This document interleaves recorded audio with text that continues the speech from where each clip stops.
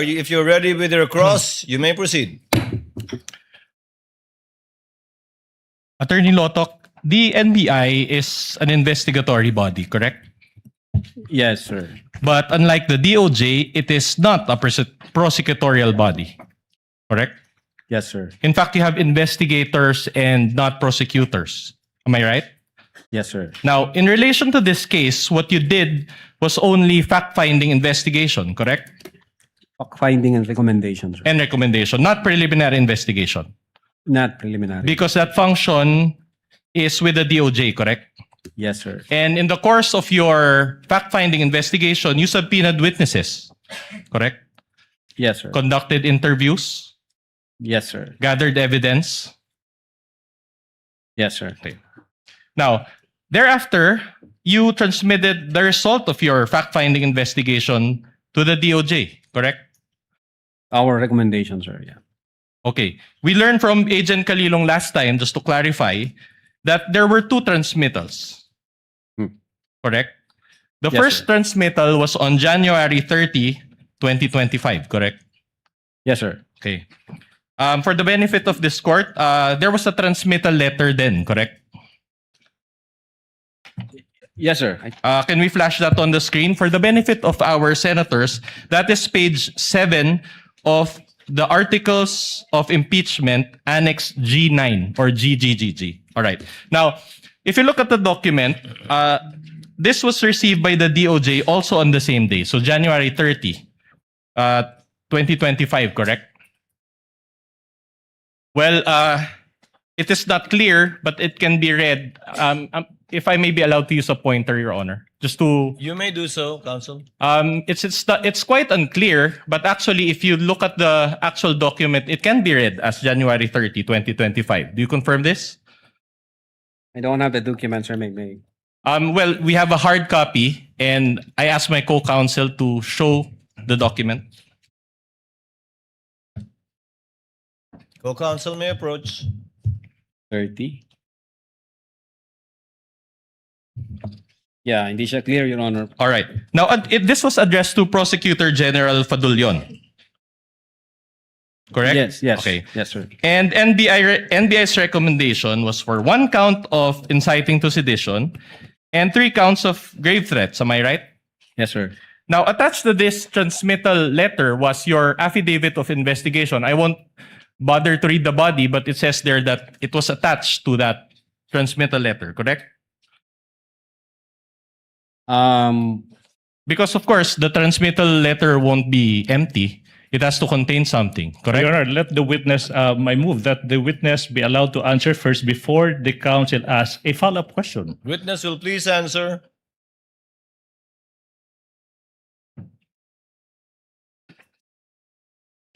I think yung copy ng affidavit is nasa DOJ na, yung first affidavit. So there was an na? affidavit of investigation because Agent Kalilong also confirmed this last time. So I just want a clarification from you. There was a first affidavit of investigation dated January 30, Yes, 2025. All right.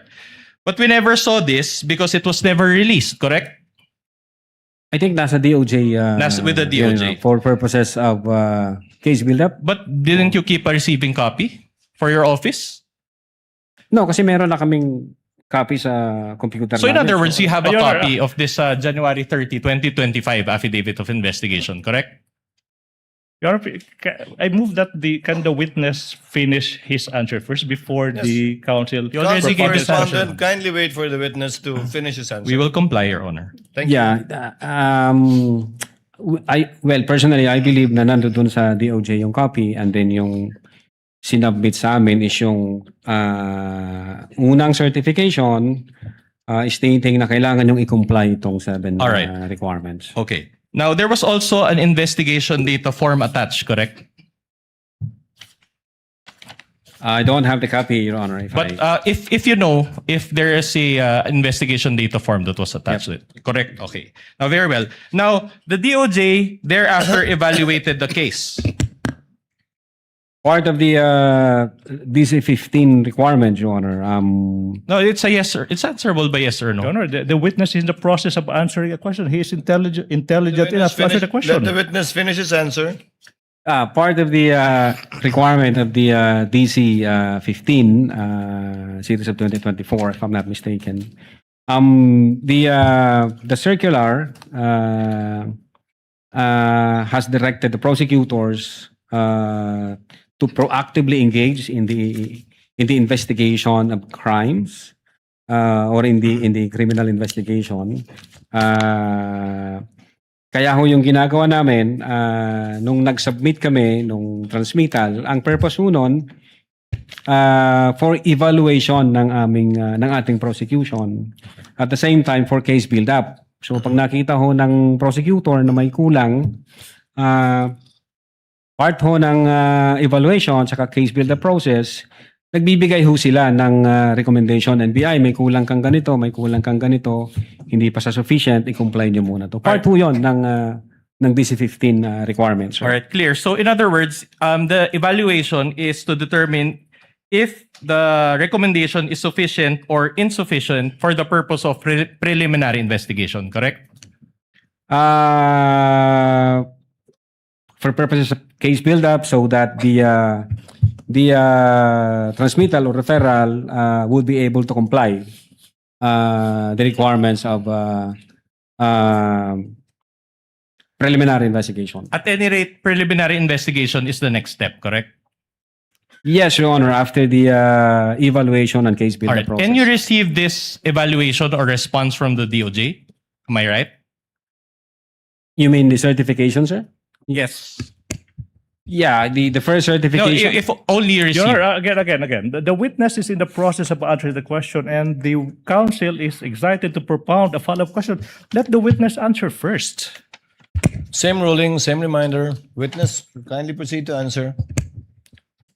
Again, sir, what was the question? So you received a response from the DOJ.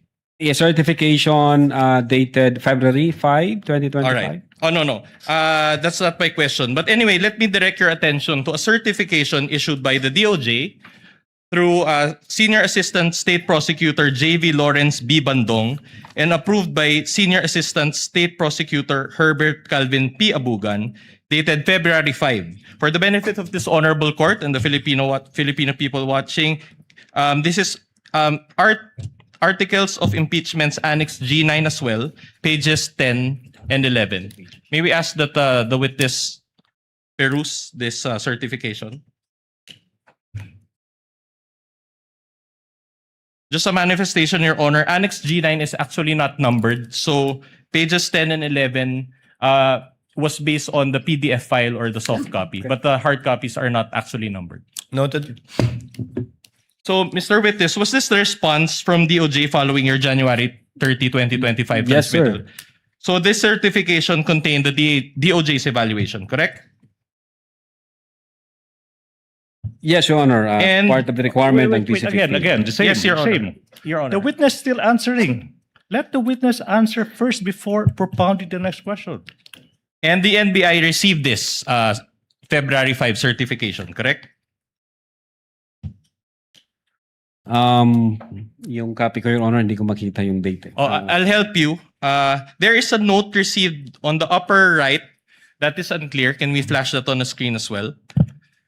It is unclear, but it appears to have been received on February 5, 2025, correct? So more or less 6 days after transmittal. Do you confirm this?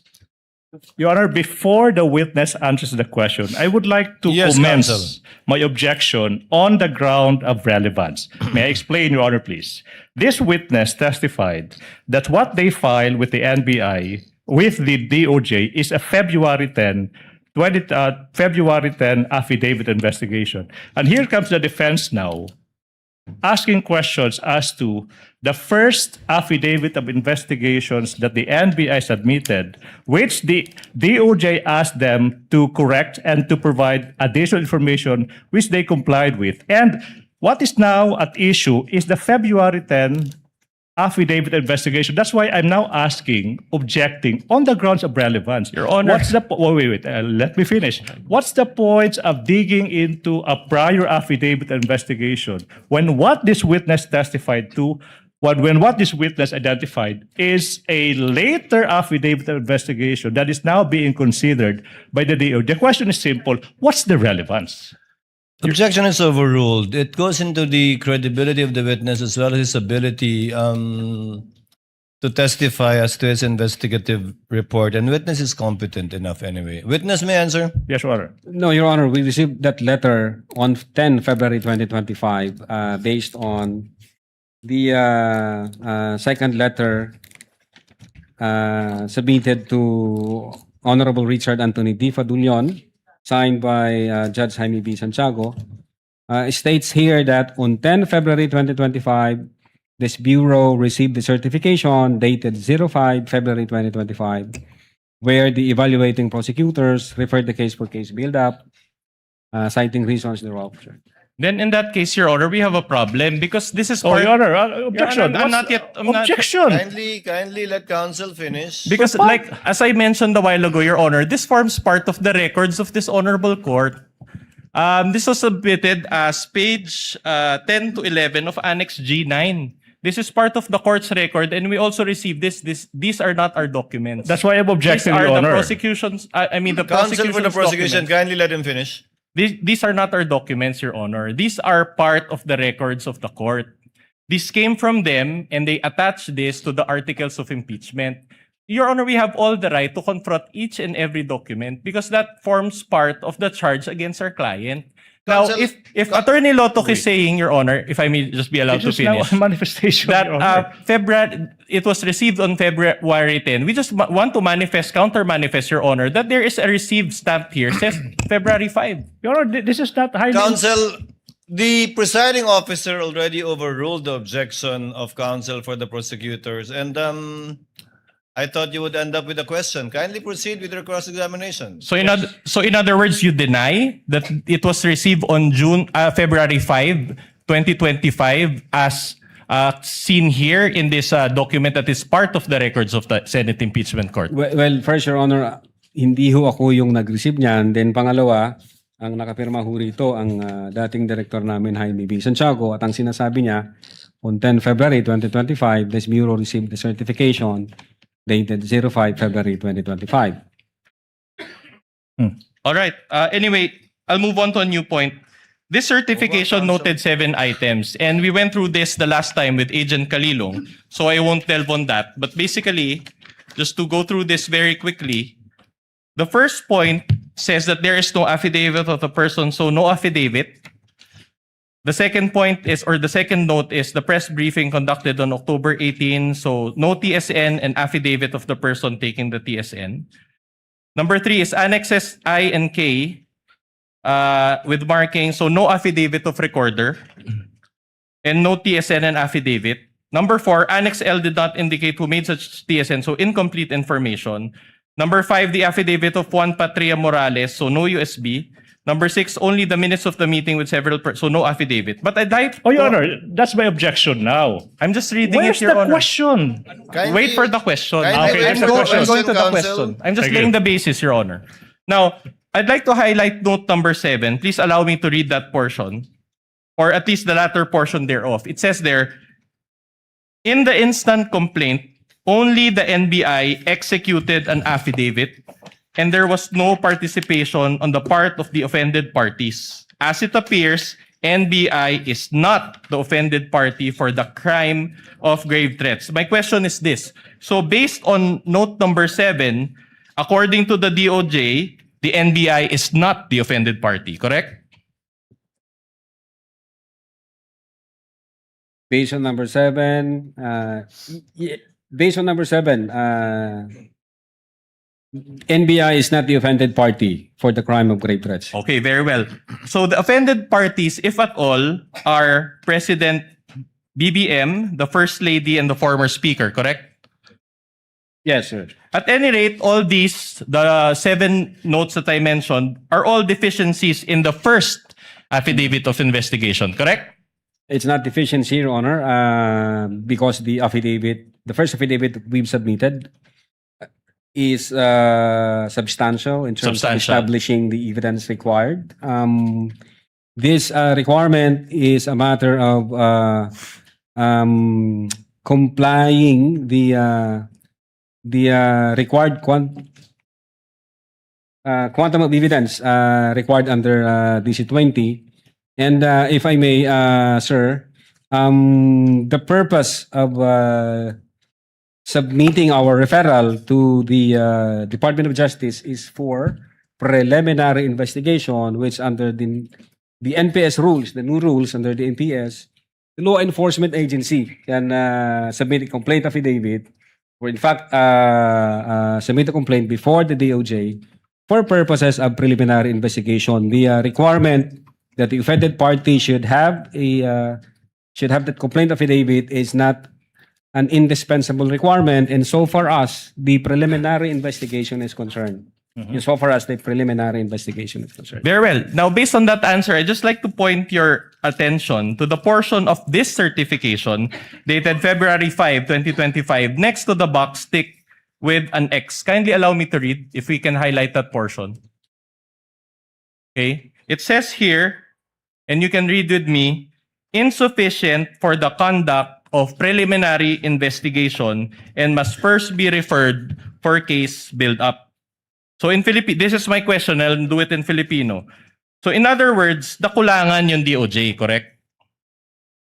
For purposes, Your Honor, of satisfying the elements, the required quantum of evidence, the DOJ required us to attach the affidavits and other documents like the TSN, sir. Thank you. And the DOJ itself mentioned this, correct? Or said this, correct? Based on the certification. All right. In fact, let me direct your attention to the portion after I quote, must first be referred for case build-up. Can we flash that also on the screen? And allow me to read. The complaint/referral does not contain all the necessary evidence to prove the essential elements of the crime. Therefore, it is recommended that the same be first referred for case build-up. Okay? Now, let me get this straight. I'll summarize first and then I'll ask the question. So, the subject incident happened on November 23, 2024, and the NBI conducted fact-finding investigation, as you said. You subpoenaed individuals, conducted interviews, gathered evidence, among others, as you said also, and the NBI spent over 2 months or until January 30, 2025 for this process. Is this a fair summation of what we had just discussed? I don't think so, Your Honor.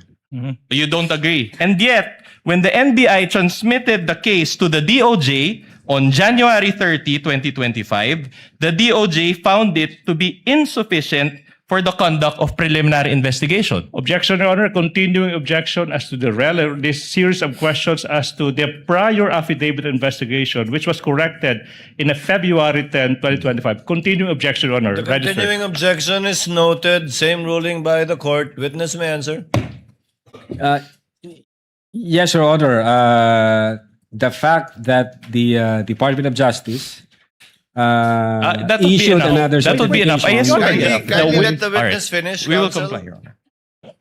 Are The you fact done, that the Mr. Department of Witness? Justice issued another certification on February 14, 2025, and it states here that the referral is sufficient for conduct of preliminary investigation and that it contains all the necessary evidence to prove the essential elements of the crime and should be docketed for preliminary With the investigation. permission of the parties, Attorney Latok, that's the second certification. Yes You're po, speaking. Your Honor. The second certification. Counsel for the respondent. Yeah, we please. will go to that. In other words, based on this certification, the DOJ did not affirm the NBI's recommendation, correct? No, part of the process of evaluation and case build-up, the DOJ require us to comply with the requirements na hinihingi nila, gaya ng mag-attach kayo ng affidavit, mag-attach kayo ng TSN, pero wala hong sinabi ang DOJ doon na hindi substantial yung aming affidavit. Ang require lang ho nila, mag-attach kayo ng yun nga, yung affidavit na record yung video, at then yung TSN, sir. Well, according to you, but we just Oh, read no, you're that it was argumentative. insufficient. Objection, argumentative. Argumentative, asked and answered. Move on, counsel. Okay, that's interesting because there was a 2025 impeachment complaint filed against VP Sara also on February 5, 2025? If you know. But again, Your Honor, what? The date is important because there was also a February 5, an impeachment complaint filed against VP Sara also on February 5, 2025. Correct? Hindi ako familiar. You're not sa- familiar. That's okay. If I may refresh your memory, this was the fast track 2025 impeachment complaint signed by the Objection, 215 Your Honor. representatives. If a ground arises, a council can object. The term fast-tracked, Oh, Your Honor. you are labeling a process made by House of Representatives as fast-tracked. Objection, Your Honor, Counsel, move on and ask your question. If you know, if this coincides with that impeachment complaint that was signed by the 215 Objection, Your Honor. representatives. There's no basis. This counsel, If you this know. witness, again, already said that he is not aware that on that day there was an impeachment complaint. There's Counsel- no basis for that question. Counsel witness already answered. The counsel for prosecutor is correct. Witness already answered. He's not familiar with the filing of an impeachment complaint on that date. At any rate, this Move on. pertains to the November 23, 2024 video, correct? Objection, vague, Your Honor. What's the question? Referring to a video. Objection, vague. Kindly restate your question, counsel. The complaint. The complaint that was filed against the Vice President also pertains to the November 23, 2024 video. Objection, If you know. Again, vague. Complaint filed on that date. Well, if he knows, he already answered. He doesn't. Who knows? He might all of a sudden recall. Do you know? Are you familiar with that, Mr. Attorney Lotok? I said, Your Honor, hindi ako familiar nung filing nung sa impeachment. You're not familiar. Okay, I'll move on to a new point then. Move on, counsel. Now, did you rectify your January 30, 2025 affidavit of investigation? January 30. January 30, 2025 affidavit of investigation. In short, the first affidavit of investigation. We complied with You the complied. requirements of the Department of Justice. All right. Did anybody ask you to rectify? What do you mean, sir? Microphone. Use the microphone. What do you mean? Did you receive any directive from anybody to rectify that affidavit of investigation? Objection, argumentative. The question was asked. He said we complied, and then he's now asking the I'm same asking question. who? I'm asking if there is another person who directed you to satisfy the requirement. Overruled. withdraw, Witness withdraw. will answer. Witness is an intelligent witness. Aside from the fact that he's a lawyer. Your Honor, when we received the certification dated 05, February 2025, ito ho yung kinumply namin. All right. And you added affidavits executed by your agents, correct? To your revised affidavit of investigation, correct? No, we didn't revise the affidavit of investigation. We just produced the affidavits of the fact that the video was recorded and there was TSN. Yun ho yung in-attach namin sa affidavit of investigation. So you are denying that you produce a revised affidavit of investigation. Well, when you say kasi revised affidavit, binago namin yung affidavit namin. Hindi ho namin binago, Your Honor, yung affidavit namin. Nag-require ho ang Department of Justice, kulang kayo ng affidavit as to the fact na nirecord nyo yung video, kulang kayo doon sa affidavit kung sino nag-execute ng TSN, etc. But not the substance ng affidavit, Your Honor. All right, I'll go back to the point later, but let me highlight one very important observation. Okay, your January 30, 2025 affidavit of investigation included a transmittal letter, as you said, as well as an investigation data form or IDF. Correct? Wala akong kopya dito, sir. You don't have a copy. Okay. In fact, let's show that IDF. Page 12, this is page 12 of Annex G9 for the benefit of this honorable court as well. Okay, this is an investigation data form. You're very familiar with this document because you're an investigator, correct? Now, this was... Kindly wait for the witness to answer. He Are you nodded his familiar? head. Yeah, investigation data form, sir. Okay. Opo, Your Honor. All right, so in other words, the IDF serves like a cover letter for your affidavit of investigation, correct? Yes, sir. Okay. And the transmittal letter, along with this IDF, was received by the DOJ, correct? Yeah, I believe so, sir. All right. Now, my question is this. Was the investigation data form also received by the DOJ? I don't have personal knowledge. You yan don't have, kung nasa- but you were the one who caused the filing of the affidavit No, attached to this I- affidavit of investigation data I form, instructed correct? the agent on case as well as the executive officer na pagkumpleto na, pwede ninyo nang i-file yan sa Department of Justice for purposes of evaluation and case build-up if warranted, sir. Okay.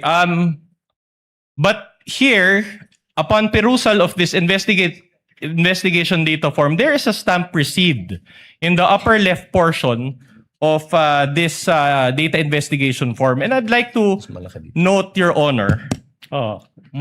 and for the benefit of the court, can I ask my co-counsel also to distribute among the senator judges a printed copy so that they can peruse this document better, as well as the witness so he can confront. There is a stamp Department of Justice received, but it appears that it was initially stamped February 12, 2025, but there is a marking, a manual marking that converted it to January 30. And there is also a word there, JAN. So January 30 ang lumabas, no? Okay. My question to you is this. The stamp says Department of Justice, correct? Well, No, it's- wala it's- akong hawak na document ko, You Your can Honor. perceive it. Kung- And kung mind you, yung- these are kung- not our documents. These are part of Annex G9 of the Articles of Impeachment. So these are not our documents. Your Honor, I would like to object now. The witness already said that he is not aware as to the actual filing because he only asked his agent on case to investigate. And then now the witness is now being propounded to question as to what appears on the stamp as to the time or date of receipt by the DOJ. So the witness said he is not competent to answer that. Your Honor, please. Oh, wait, I'm not done. That's the first one. Your Honor, please. No need for the court to rule, but I am registering my continuing objection to this series of questions as to the prior affidavit of investigation, when in fact, this witness already said that he complied with all the requirements by the DOJ and came up with a February 10, 2025 affidavit investigation. So I move that it be noted, Your Honor, please. The The continuing continuing objection. objection of counsel for the prosecutor is noted, but counsel, as pointed out by counsel for the respondent, this is part and parcel of the complaint Yes. that the panel of prosecutors filed before this court. If the witness knows, he may answer. So the question is, the stamp says Department of Justice, correct? It's a very basic question. Again, I don't know, Your Honor. No, based on this document, Argumentative, Your Honor. the only question is, it says Department of Justice, correct? As I've said, Your Honor, hindi ako ang nag-file. May inutusan daw ako. Do you see it in the screen Oh, and do you Your see it Honor, in the the hard witness- copy? Counsel asked and answered, move on. That's Okay. the response of the witness. So, will you agree that considering that this was supposed to be received by the DOJ, it is only the DOJ that has the authority to change the date? Again, you asked the DOJ, sir. Wala ho akong Exactly. idea dyan. All right. Counsel for the prosecution, kindly avoid. All right, but side this is remarks. not from the DOJ. This is your copy. This is a receiving copy. So when you receive back your receiving copy, you did not bother checking this portion? Your Honor, hindi ako personally nag-receive niyan. But this is your affidavit of investigation. Objection argumentative, Your Honor. Ask and answered. Asked and answered, move on, counsel. All right. My question to you now is this. The discrepancy is not 1 day or 2 days. The discrepancy is from Feb 12 to January 30. So it is a substantial discrepancy. My question to you is this. Who changed this Objection. date? Objection, Your Honor. That's misleading, Your Honor. My goodness, that's misleading. This counsel is assuming that somebody changed what? The counsel failed to elicit any answer from this witness. And now the counsel is conceiving that somebody changed that and confronting our witness with that. Misleading. This is the classic case of a misleading question. Counsel- You assume something that has yet to be established. That's not how we do it, with all due respect. Counsel for respondent, I think you made your point and you gave a copy to the senator judges, and we see your point. All right. Go on. But my more important observation is this. Objection, Your Honor, please. You are supposed to ask questions. Yes, and not I will. make I will go to the Kindly- question. I will go to the question. Kindly allow counsel for respondent to finish his question. He may just still be laying the basis. You may Thank you, proceed, Your Honor. That's counsel. precisely what Respondent. I'm doing, Your Honor. Can I direct everyone's attention to the date appearing at the bottom portion of this document? It says here, Counsel, technically not everyone, just the witness. Yes. And let's see if the witness can answer your question. it says here February 11, 2025. So in other words, it was and it says here subscribed before NBI agent Ricarte.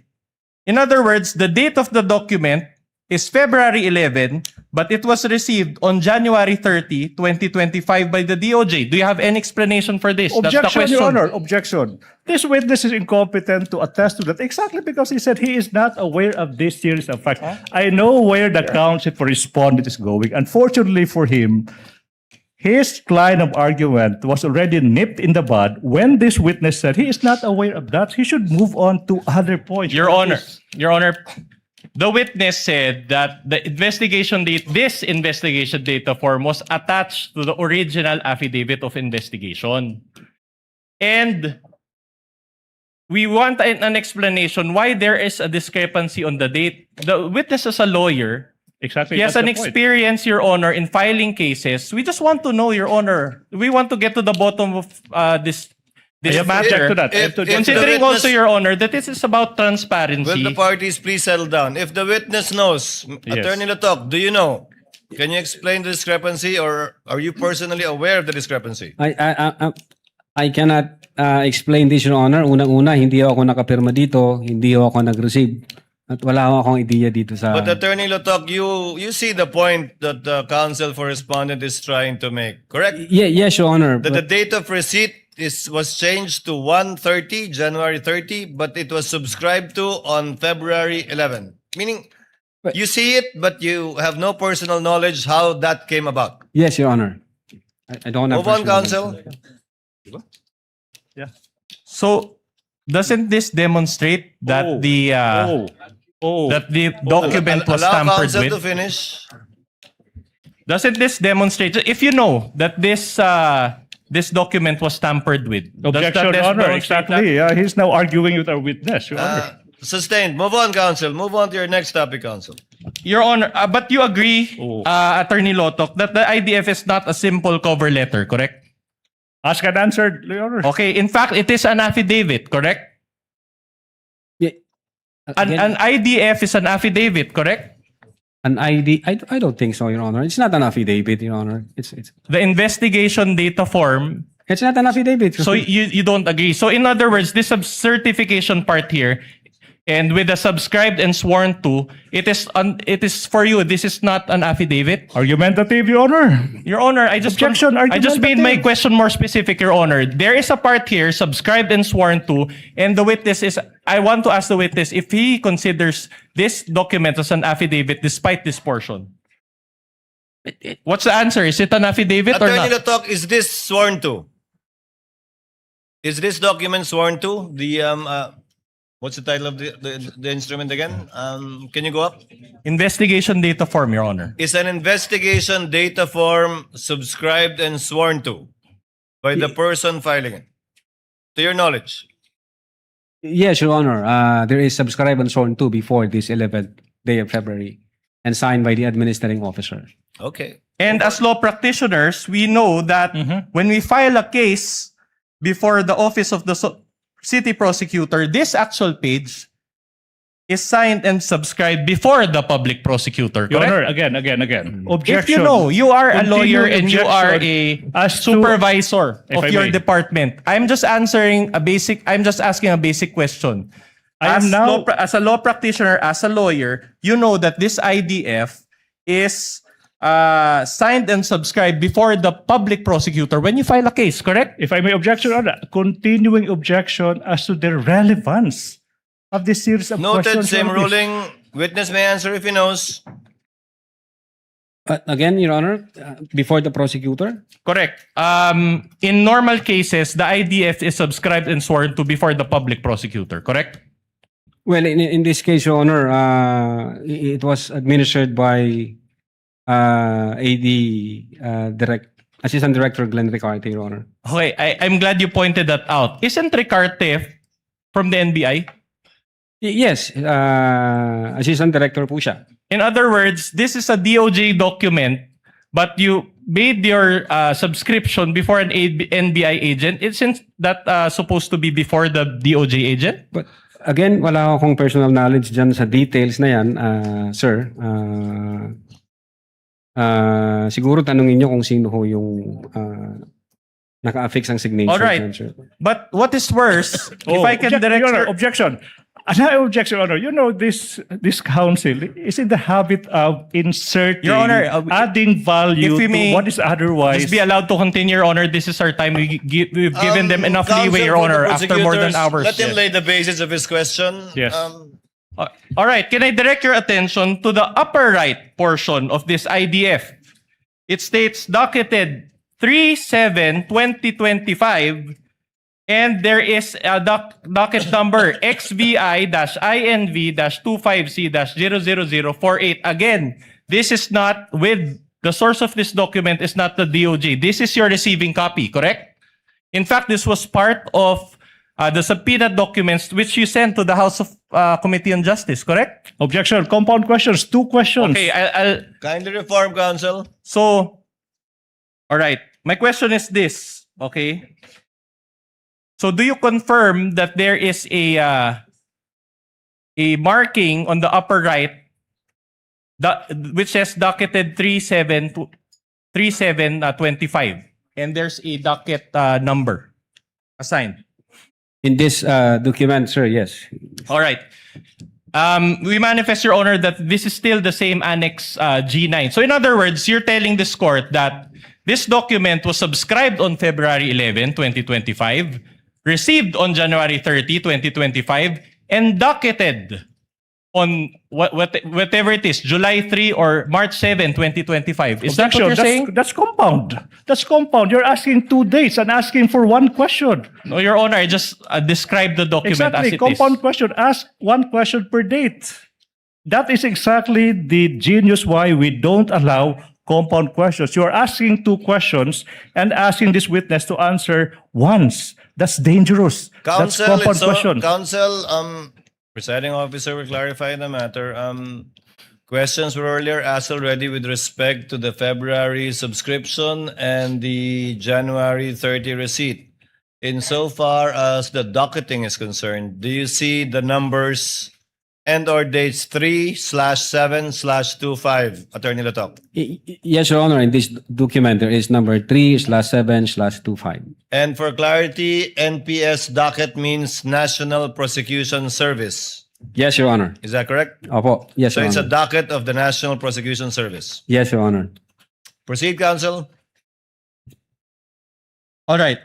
So now I am showing you pages 169, 168, 169 also of Annex G9. This pertains to the affidavit of Agent Kalilung, which is an attachment now to the revised affidavit of investigation. You added this document to rectify the January 30 affidavit of investigation, correct? Again, sir? You added this document in order to rectify the January 30, the first affidavit of investigation, correct? And we will confront you with the document. Again, these are not our documents. The document was signed by Agent Mark Kalilong and subscribed and sworn to before Attorney Van Homer Angluben. Sir. Okay. So in other words, I just want to take a look on the date. Can we flash the date? So when you received the February 5 certification from the DOJ, you executed this, and it was February 10. Objection. correct? No, I'm not the one that's who now executed misleading. it. No That's misleading. It's Agent Kalilong who executed that, and then you're asking you executed that. That's misleading. No. It's clear But on the record. But this is part of the revised affidavit of investigation, which this Objection, witness revised. co-signed. The If he witness knows- already said if that he they knows. did not revise it. They just complied. Misleading, or Oh, you want to go? misleading. Okay, since the, Counsel, kindly settle down. The question, Attorney Lotok, is Did you add, in order to comply with the DOJ requirement, this affidavit signed by Agent Kalilong? And is the date February 10th?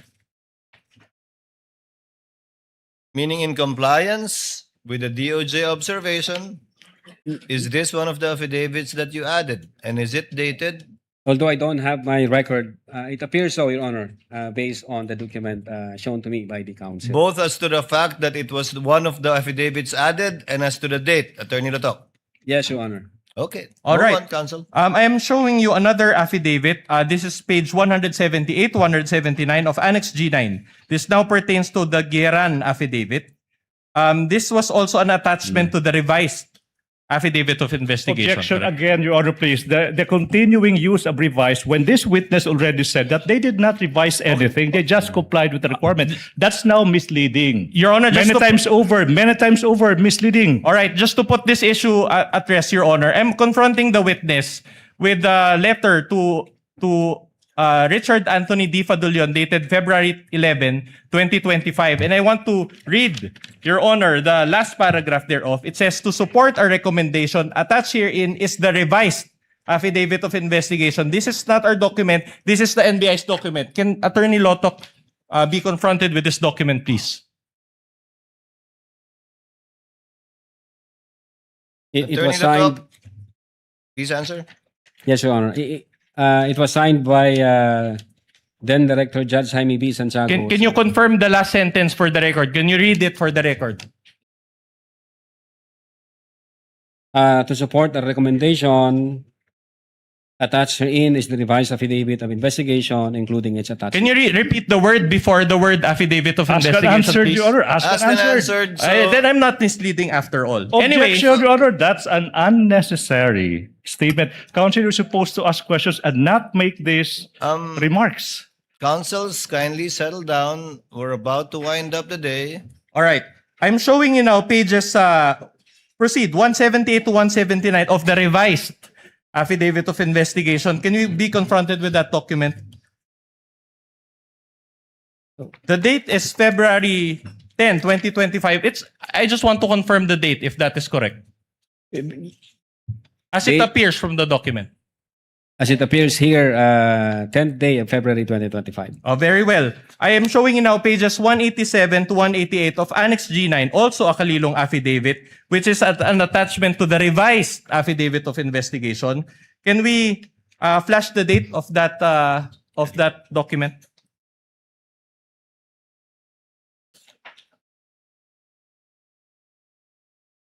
What's the question? Also February 10. So in other words, you attach this to your revised affidavit of investigation. It appears here, 10th day of February 2025, sir. And you attached it to your affidavit of investigation, correct? As an attachment, sir. All right, very good. Now, showing you 199 to 200 of Annex G9. Now, this is the Asuncion affidavit. And I'll make a point in a couple of questions, Your Honor. Can you just confirm the date also and if it was attached to your revised affidavit of investigation? 10th day, it appears here, 10th day of February 2025. All right. So it was attached also to your revised affidavit of investigation. Assumption. Yes. All right. Now this is the question. I'm showing you now page 112 of Annex G9, another Kalilong affidavit. Did you also add this to rectify your January 30 affidavit of investigation or the first affidavit of investigation?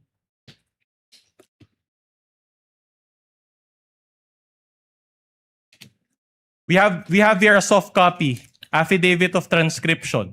Was this also a document that was lacking in your first affidavit of investigation, which you added to your revised affidavit of investigation? Again, Your Honor, registering my continuing objection as to the relevance of this series of questions that is consuming the entirety of the defense's turn to cross-examine this witness. What's the relevance? Noted. Same ruling. Witness may answer. Again, Your Honor, Was this also part of the revised affidavit of investigation to rectify the defects that we highlighted a while ago? no, there was no there was no rectification, there was no defect. Again, this is part of the compliance given us by the Department of Justice for us to comply. All right, if you want to use that term. So in other words, after you received the Feb 5 certification, this was also one of the documents that you attached to your revised affidavit of investigation. Correct? I believe so, part of the compliance. All right. Sir, My issue is this. Let me direct your attention to the bottom portion of this affidavit. It says here, in witness hereof, I have, can you zoom that in? I can't read it.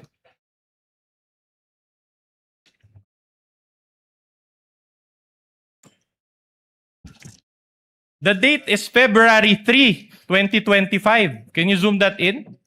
So in other words, you are trying to convince this court that when you... What's the question? What's the question? This is the question. Are you trying to convince this court that you executed this affidavit prior... Objection, misleading. He did not execute did not. the No, affidavit, sorry. You attached this affidavit prior to the Feb 5, 2025 certification? prior to what, Your Honor? February 10? Okay. You received a certification on February 5, 2025, Yep. correct? And you said that you added affidavits after receipt thereof. Now, you mentioned a while ago that this was one of the affidavits that you added, and yet the date came prior to the DOJ certification dated February 5, 2025. Do you confirm this? I think ang makakasagot po niyan si Agent Calilong, Your Honor, kasi may mga attachment na kami during the first affidavit na na-include na doon sa mga nire-require ng prosecutor na nandun na. And then nung nag-issue ang prosecutor gaya po ng number 2, the press briefing, sige muna.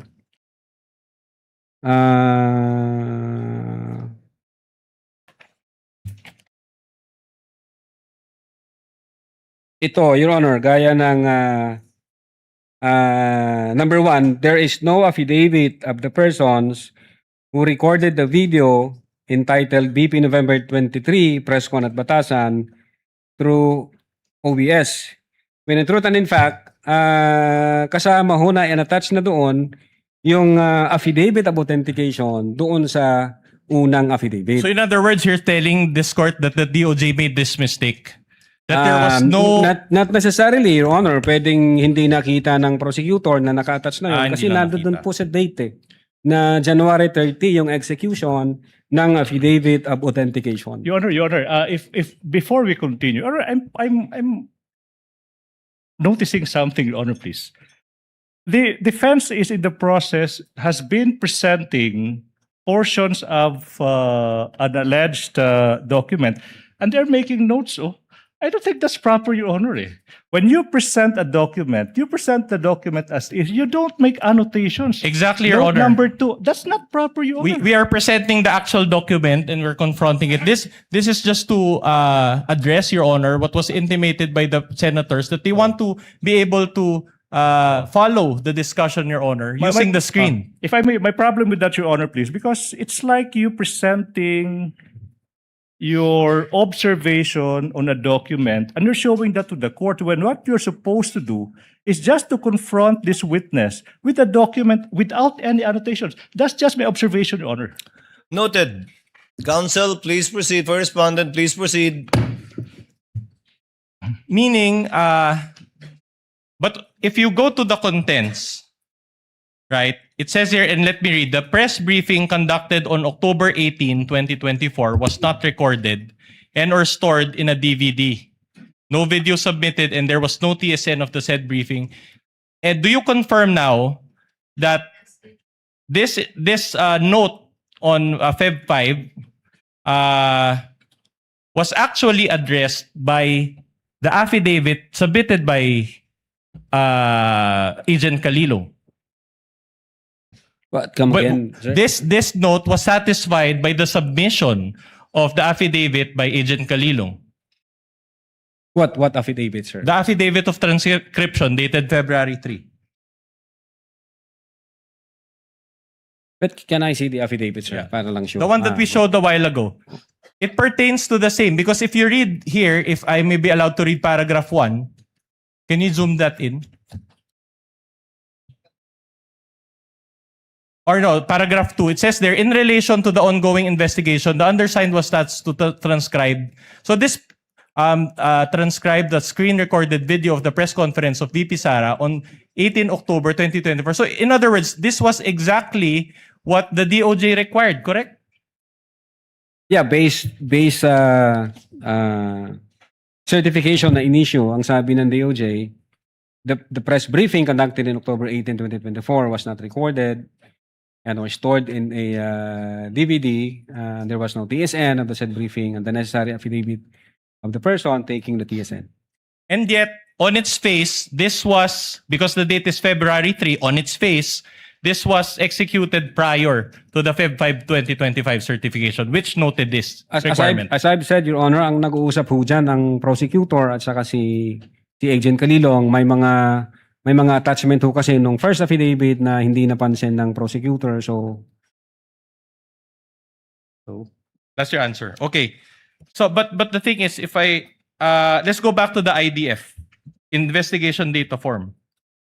Now, the docket number that is indicated here is XVI INV 25C-0008. But in the Feb 5 2025 certification, can we flash that? The docket number is different, appears to be different. It's XVI eval INV 25A-0049. Moreover, in the subsequent DOJ certification dated Feb 14, 2025, the docket number is also XVI-INV-25A-0049.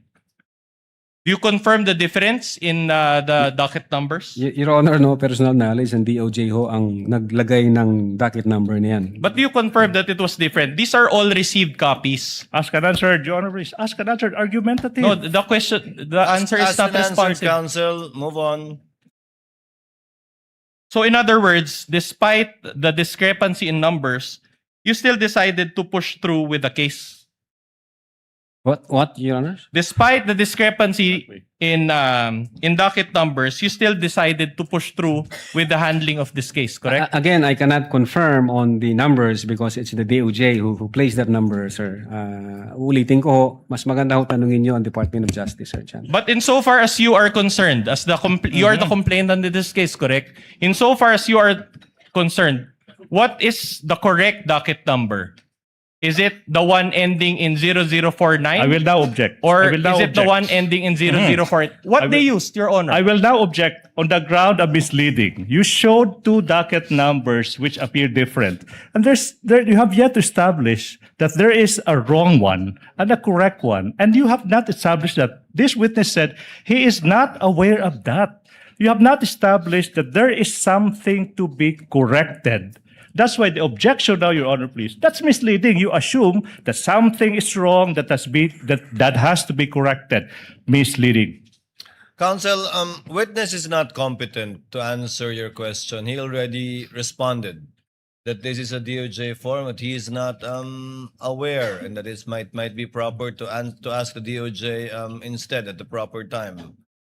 Move on with another point, counsel. I think we've unless there's another inconsistency, you can move on to another inconsistency or another point.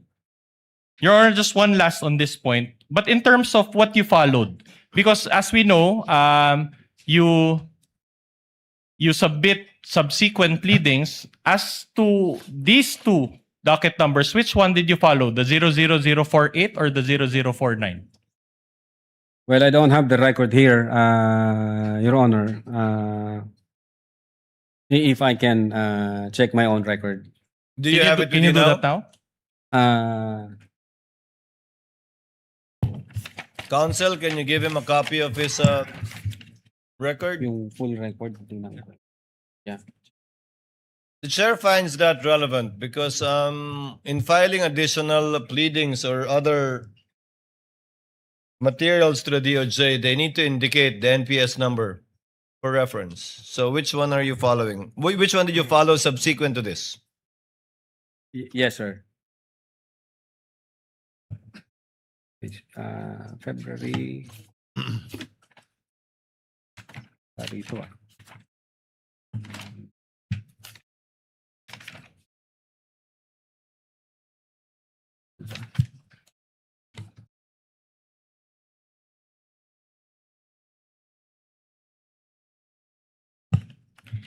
Well, wala ho rito, sir. Teka. Ang naalala ko, sir, yung sa investigation data form, dated February 11. Ano pong nakalagay na NPS docket number doon? Meron po ba? Yun po, sir, ang hindi ko, Your Honor, hindi ko po ma-confirm kung anong NPS docket number.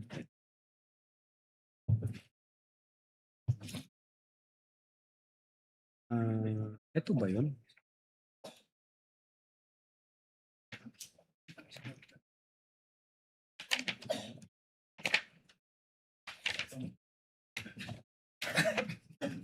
Teka, saan ang NPS ito?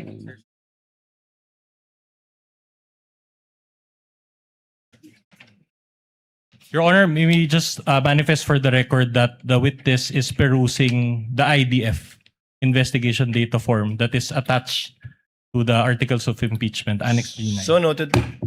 Well, this is the document from the defense, Your Honor. I cannot confirm, Your Honor. As of the Move on, moment, I counsel. cannot confirm. But this is as received, correct? So in other words, you just received the document and you didn't bother to... Argumentative. To check. Objection. Counsel, let him finish, but indeed it is argumentative. Move on to the next question, counsel. With the permission of Senator Judge Tulfo, are you winding up or not yet, counsel? Not yet? Far from it, Your Honor. Then Senator Judge Tulfo is recognized. What is the pleasure of Senator Judge Tulfo? Just manifestation. You may Mr. proceed, sir. Presiding Judge. And question as well. Mr. Witness, You have 2 minutes. okay. Mr. Witness, a lot of questions were asked to you regarding the filing with the Office of the DOJ, in particular, regarding the docketing, dating, subscription for an investigation data form. Now, can you tell this court what exactly is your role and what did you do in relation to the filing of this investigation data form? Ano yung pinaka-role mo talaga dito? I Yung papel mo talaga rito?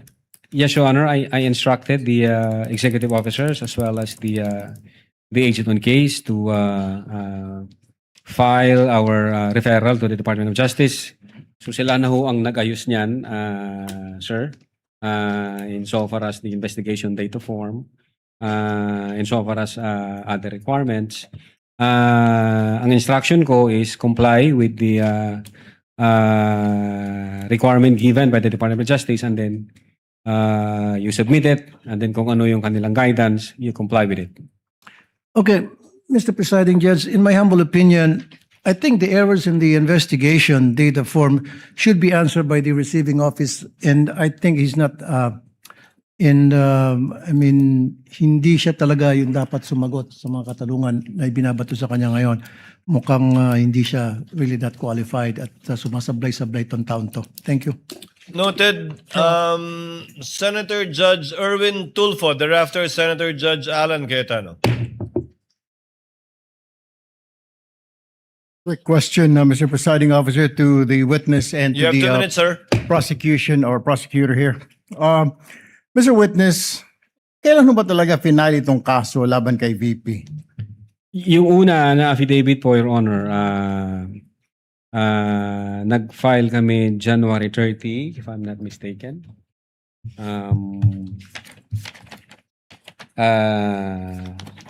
Taon po, anong taon? 2025, sir.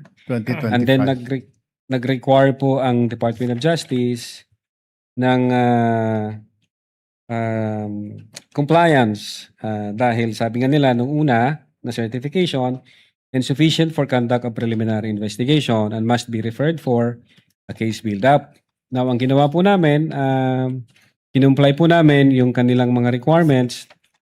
And then, come 11 February 2025, niresubmit po namin yung aming affidavit of investigation, Your Honor.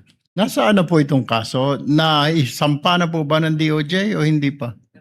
I think ongoing po ang preliminary investigation. 1 year preliminary. 1 year. Over 1 year. January to January is 1. February, March, April, May, June, July.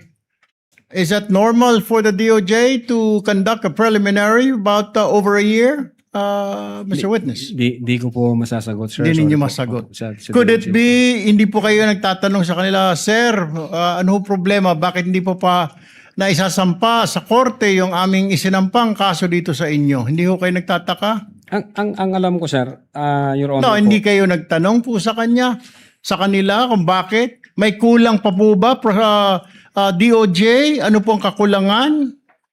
Pag ang referral po, Your Honor, is nasa DOJ na, hands off na ho kami doon. Sila ho ang magde-decide noon kung paano nila ipoprocess yung dokumento. Kaya nga, hindi po kayo nagtataka. Hindi kaya, sir, dito sa mga nakita po natin mga ebidensya rito, mukhang sablay-sablay, parang minadali ho ninyo. Ay kaya, nagkakaproblema ho tayo sa mga korte natin na i-dismiss sa mga kaso dahil kulang ang mga dokumento at parang minadali. But nevertheless, you don't have to answer me that. Let me direct my question now to the prosecutors. Mr. Prosecutor, Yes. ito po mga ebidensya na nakita ho natin, hindi pa ninyo ni-review na may mga nakita, hindi nyo nakita itong inconsistencies. Doon nga po sa sinasabi ng defense na pinirmahan, sinubscribe, pero mas maaga yung ika nga pagtanggap. Your Honor, as to whether we perused that, Your Honor, please, unfortunately, we were not party to the preparation of this. No, but this was documents. submitted Yes, Your Honor. as evidence, right? Yes, Your Correct. Honor, please. Yes, Your Honor, please. That's why this Pero- witness is more than competent to answer that. But the main point of the prosecution, Your Honor, please, they already filed and complied with these requirements and addressed these defects, if you may, by filing a February 10, 2025 affidavit investigation. That's why, if you have observed our good Senator Judge, we have been objecting as to the relevance of this. Exactly because what is in contention now is the latest affidavit of investigation that is now pending before the DOJ, Your Honor, please. All right. And just a quick manifestation to the NBI. Mr. Witness, next time po pag nagsampaho kayo ng kaso, make sure, kaya nga I was asking you kanina, I already have this feeling something is wrong dahil sobrang tagal na sa DOJ ng kaso ninyo. There's something wrong with the case. Siguro po, next time, make sure na yung kaso isasampa ninyo is airtight. Tama po. Kasi madidismiss yan. Yung mga kaso na medyo hindi po tight talaga ang kaso. Ano po? Yes, Your Honor. Sayang naman yung inyong pinaghirapan. Doon, ang dami natin nakita. Totoo po lang na nagmura ang vice-presidente, nagbanta ang vice-presidente. Sangayon naman po ako, nakita ko naman po yun. Pero pagdating po yan, usually pag sa technicalities tayo nagkakaproblema. Don't forget that. Yes, Your Honor. Quick manifestation. Thank you. Thank you, Mr. Presiding Officer. Noted, Senator Judge Erwin Tulfo. Senator Judge Alan Cayetano, you have 2 minutes, sir. Less than 2 minutes, quick clarification lang. So January 30, yung unang affidavit of investigation. Yes, Tama? sir. January 30, tapos February 5, yun yung sagot ng DOJ na may 7 notes. Yes, Your Honor. At February 5, yun din ang filing nung impeachment complaint against against Vice President Sara Duterte. And then, which you said wala ka knowledge doon. I'm just looking at the dates. Then February 10, yung revised na dun sa mga ang ginamit ng DOJ word insufficiency, yung 1 to 7 na punuan, no? Or whatever the term is. So, ang sagot ng witness, sir, sagot mo yung February 3, baka attachment lang kasi nung una yon. Yes, sir, I think so, sir. Pero hindi siya pwedeng attachment nung una kasi January 30 sinubmit yun eh. So, hindi ka naman pwede mag-submit ng January 30 na attachment mo February 3. So you went 3 days into the or 4 days into the future kasi may 31 yung January. Well, sir, siguro ang makakasagot po niyan si Agent Kalilong, sir, since Okay, siya ang yeah. signatory doon. I don't think you can answer it. Point ko lang, hindi logical na it was an attachment sa January 30 because wala pang February 3 nun eh. So hindi pwedeng post-dated affidavit. Second question lang, sa parehong investigative affidavit of investigation na sinubmit, walang input doon ang PSG, ISAF, PSC, ISAF, CIDG. So kayo lang yon. A statement, Your Honor, yung in-attach po namin. Yes. So what I meant is that questions kanina nung many here, including the Senate President Win Gatchalian, na did you consult the investigation ng PSC, etc. So nung final nyo to, walang input directly or indirectly ang Presidential Security Command, ang ISAF, ang PNP, CIDG, and anyone else, the National Security Council. So purely NBI to. No personal knowledge kung merong correspondence ng ibang agency with the director. Sorry, hindi kayo pwedeng walang personal knowledge kasi ikaw nag-file eh. Ikaw nakapirma dun sa affidavit. So you would know whether dun sa affidavit na yon they had input or not. No Yes, one Your else Honor. could know because you're the one who signed it. Yes, Your Honor. In so far as the Cybercrime Division is concerned, kami po yun yung gumawa Yes. noon. So the answer is they had no input. Hindi ko alam kung... well, in so far as the affidavit is concerned, amin po yun, Your Honor. Now, kung correspondence between other agencies and the NBI, hindi ko na po alam kung may usapan Okay. yung Thank you. director Thank you, at saka ibang Mr. Presiding Officer. Thank you. Thank you, Senator Judge Cayetano, Senator Judge Ontiveros. Thereafter, Senator Judge Ejercito. Am I correct, JV? Senator Judge Ontiveros is recognized. You may proceed. You have 2 minutes, ma'am. Salamat po, Mr. Presiding Officer. Less than 2 minutes din po. Attorney Lotok, sa gitna nung DOJ certification dated February 5, 2025 at yung pag-submit nyo ng kumpletong affidavit of investigation na tinanggap na ng DOJ, may nagbago po ba sa di umanong sinabi ng Vice Presidente? Wala po, Your Honor. Wala. At sa gitna ng DOJ certification dated February 5, 2025 at yung pag-submit nyo ng kumpletong affidavit of investigation na tinanggap na ng DOJ, may nagbago po ba sa rekomendasyon ng NBI? Wala po, Your Honor. Salamat po, Attorney Lotok. Salamat po, Mr. Thank you, Presiding Senator Judge Officer. Ontiveros. Senator Judge Ejercito, you may proceed, sir. When you're ready, you have 2 minutes. Thank you, Mr. Presiding Officer. Attorney Lotok, may Opo, Your Honor. dagdag clarification lang. The DOJ pointed out in its certification, yung pong pinakita kanina, noong February 5, 2025, that the NBI is not the proper offended party to file a complaint for grave threats and referred its initial referral for case build-up. As a result of the referral for case build-up by the DOJ, did the NBI later submit affidavits or statements from the offended parties, namely si Presidente Marcos, First Lady, at si former Speaker Martin Romualdez? Hindi na po, Your Honor. Nung sinabit ho namin yung aming referral, yun po yung last phase ng investigation. And I think yung prosecutor na ho mag-i-issue ng summons sa mga parties involved.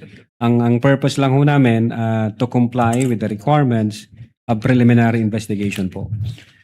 But earlier sa inyo pong statement, sinabi nyo na ang isa sa mga factors no sa pag-evaluate ng threat, if it is really serious, is through determination of the relationship no between the parties. Sinabi niyo po yun kanina. Yes po, Your Honor. So did you try at least to get the statements of the President, the First Lady, or the House of or the Speaker of the House, former Speaker?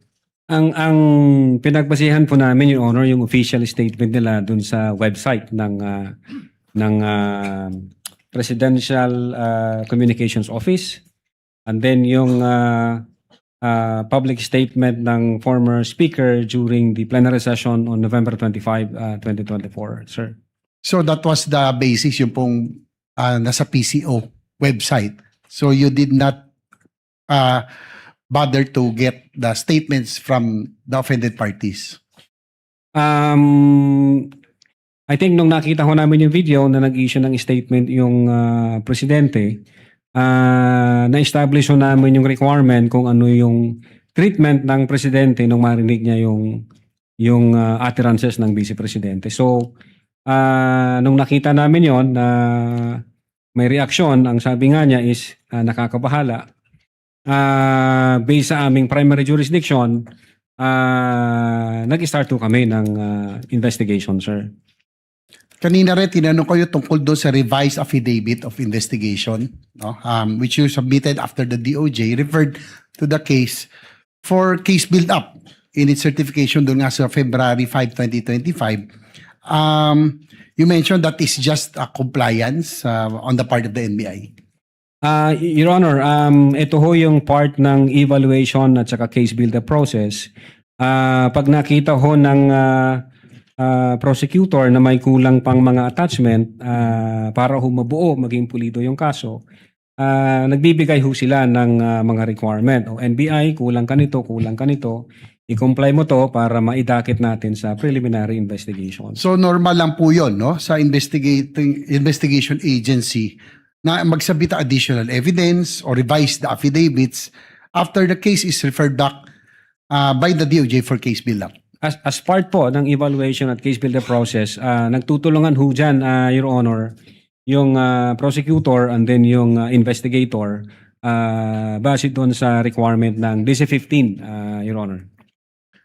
You mentioned that, last point, Mr. Presiding Officer, you mentioned that the case before the DOJ is still ongoing.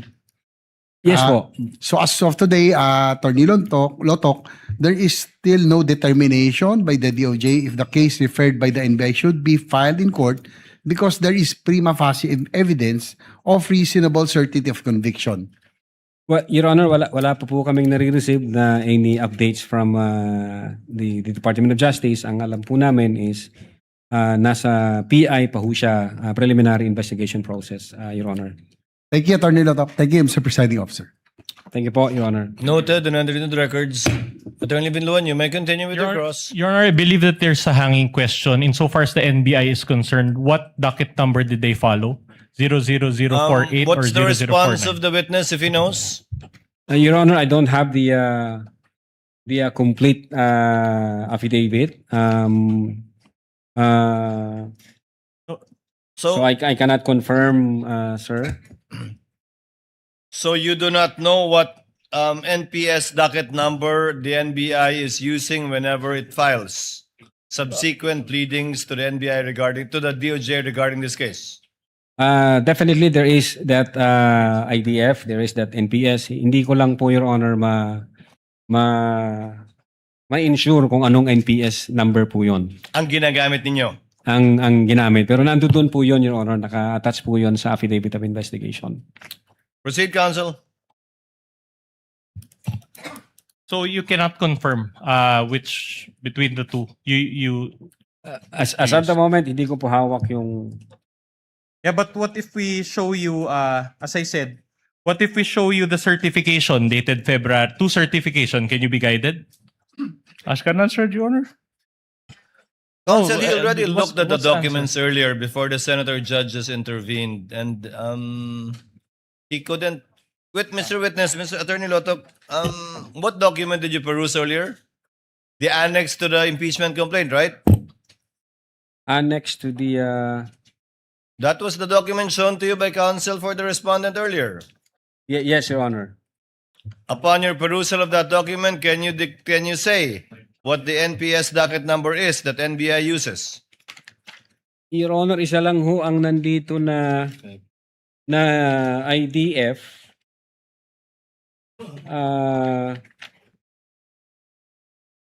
So isa lang yun nandito, Your Honor, hindi ko makita yung isa pa. Ang nandito na naka-attach na IDF is yung 11 February 2025. So kung ito ho ang tinutukoy, ang nakasulat po rito na NPS docket number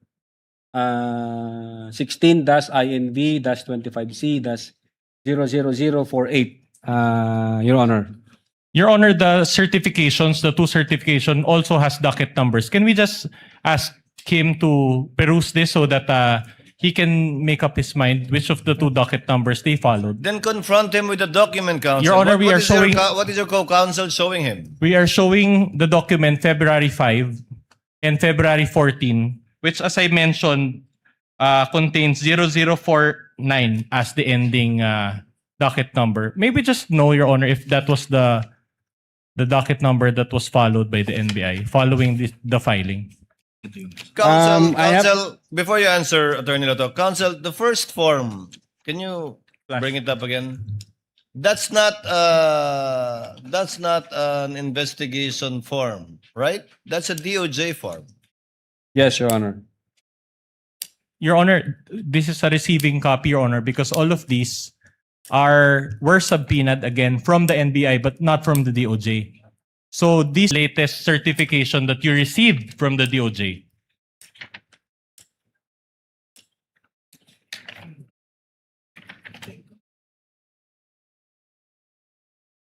Your Honor, yung nandito na pinapakita sa akin is yung certification from the DOJ 05 February 2025 and investigation data form dated February 11, 2025.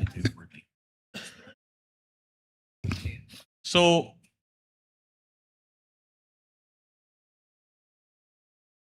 which is which, Attorney Lotok? Is it 00049 or 48? The earlier one or the late? I have here the second second certification from the DOJ which says sufficient for conduct of preliminary investigation, reference number 16 -INV-25A-00049, sir. So the 49 is the latest one and is thus valid. Is Yeah, that I what you're believe so. saying? Ito yung may sufficient for All right. Okay. Now, let me direct your attention to the subpoena issued against the Vice President on April 29, 2025. This is the subpoena. And the issue is that the docket number is 0048. In other words, the VP Sara was made to answer to the earlier case that was docketed as such. Do you confirm this? You were part of this, correct? As the complainant. Your Honor, can I object now, Your Honor, please? If I may, Your Honor, please. What's the objection? If I may, I will explain. May- Your Honor, I would like to object, Your Honor, please. This witness is incompetent because he is now being confronted with docket numbers supplied by agencies other than him. If he knows, Your Honor, That's he was exactly- the complainant. Your Honor, he Counsel- was the supervising agent. It Counsel, says there this is a something- DOJ document. Objection is sustained. Witness is not competent to answer these questions. You can call your witness to testify as to these documents belonging to the DOJ. Kindly move on, counsel. We've been at this for quite some time. I'll move on. My next question is, the NBI's own evaluation is merely recommendatory in nature, correct? yes, Your Honor, recommendation. Okay. It is not binding upon the DOJ, correct? The DOJ will assess, Your Honor, and evaluate. All right. the But it's not recommendation. binding upon the DOJ.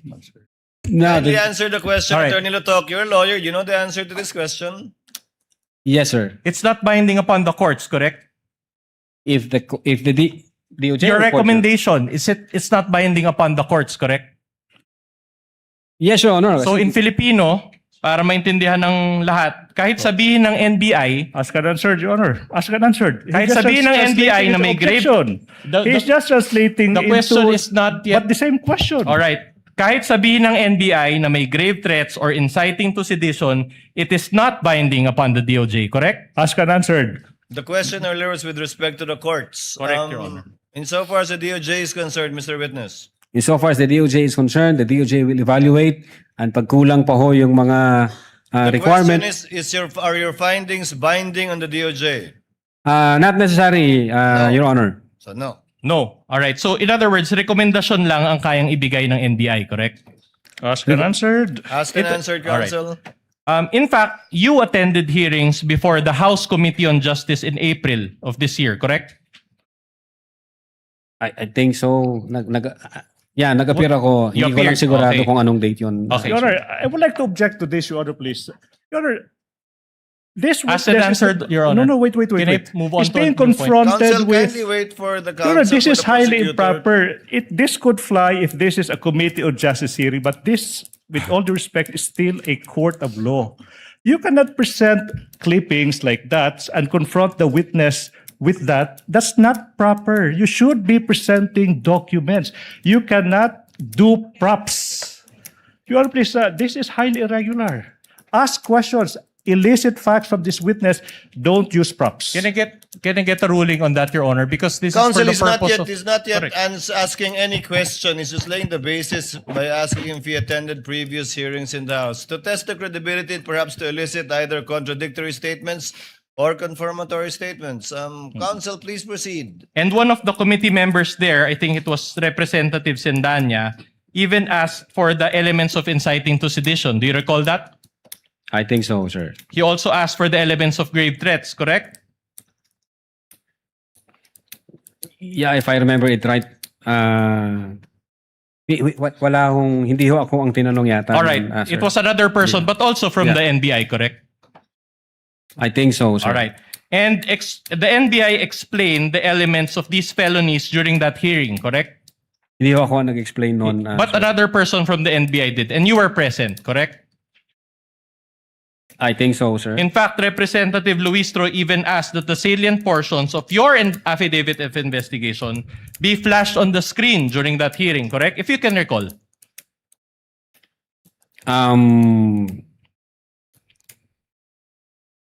Siguro yun, Honor, pero di ko maalala. You're not sure. Okay, that's okay. And when asked whether VP Sara's acts constituted grave threats and inciting to sedition, the NBI answered in the affirmative, correct? I think so, sir. Okay. Now, my next question is very simple. Did the NBI at any point in that hearing clarify with the House Committee on Justice and the Filipino people watching then that its own evaluation is not binding upon the DOJ? But Did you clarify? I don't think wala akong tanong na ganon sa amin, sir. So you were not able to clarify that, correct? Wala ako kasing tanong. Okay. Anong ika-clarify ko, Okay. sir? So you were not given an opportunity to clarify Ask that an your answer. own evaluation, this is a different question. Wait for the question.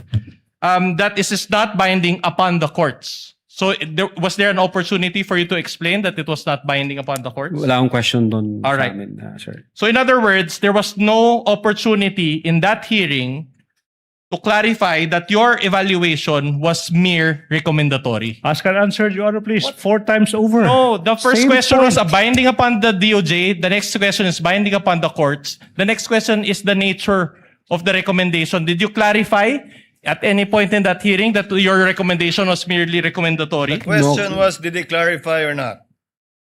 Answer kindly, Attorney Latok. Wala pong question sa amin na ganon, sir. So, wala akong kaming na-clarify doon. Very well. Let's do that now. For the benefit of this honorable court and the Filipino people watching, when the NBI evaluated VP Sara's acts to be grave threats or inciting to sedition, is that binding upon the DOJ? Your Honor, ask and answered. This is now Counsel- the third cycle. Already asked and answered several times. I'll move on, Your Honor.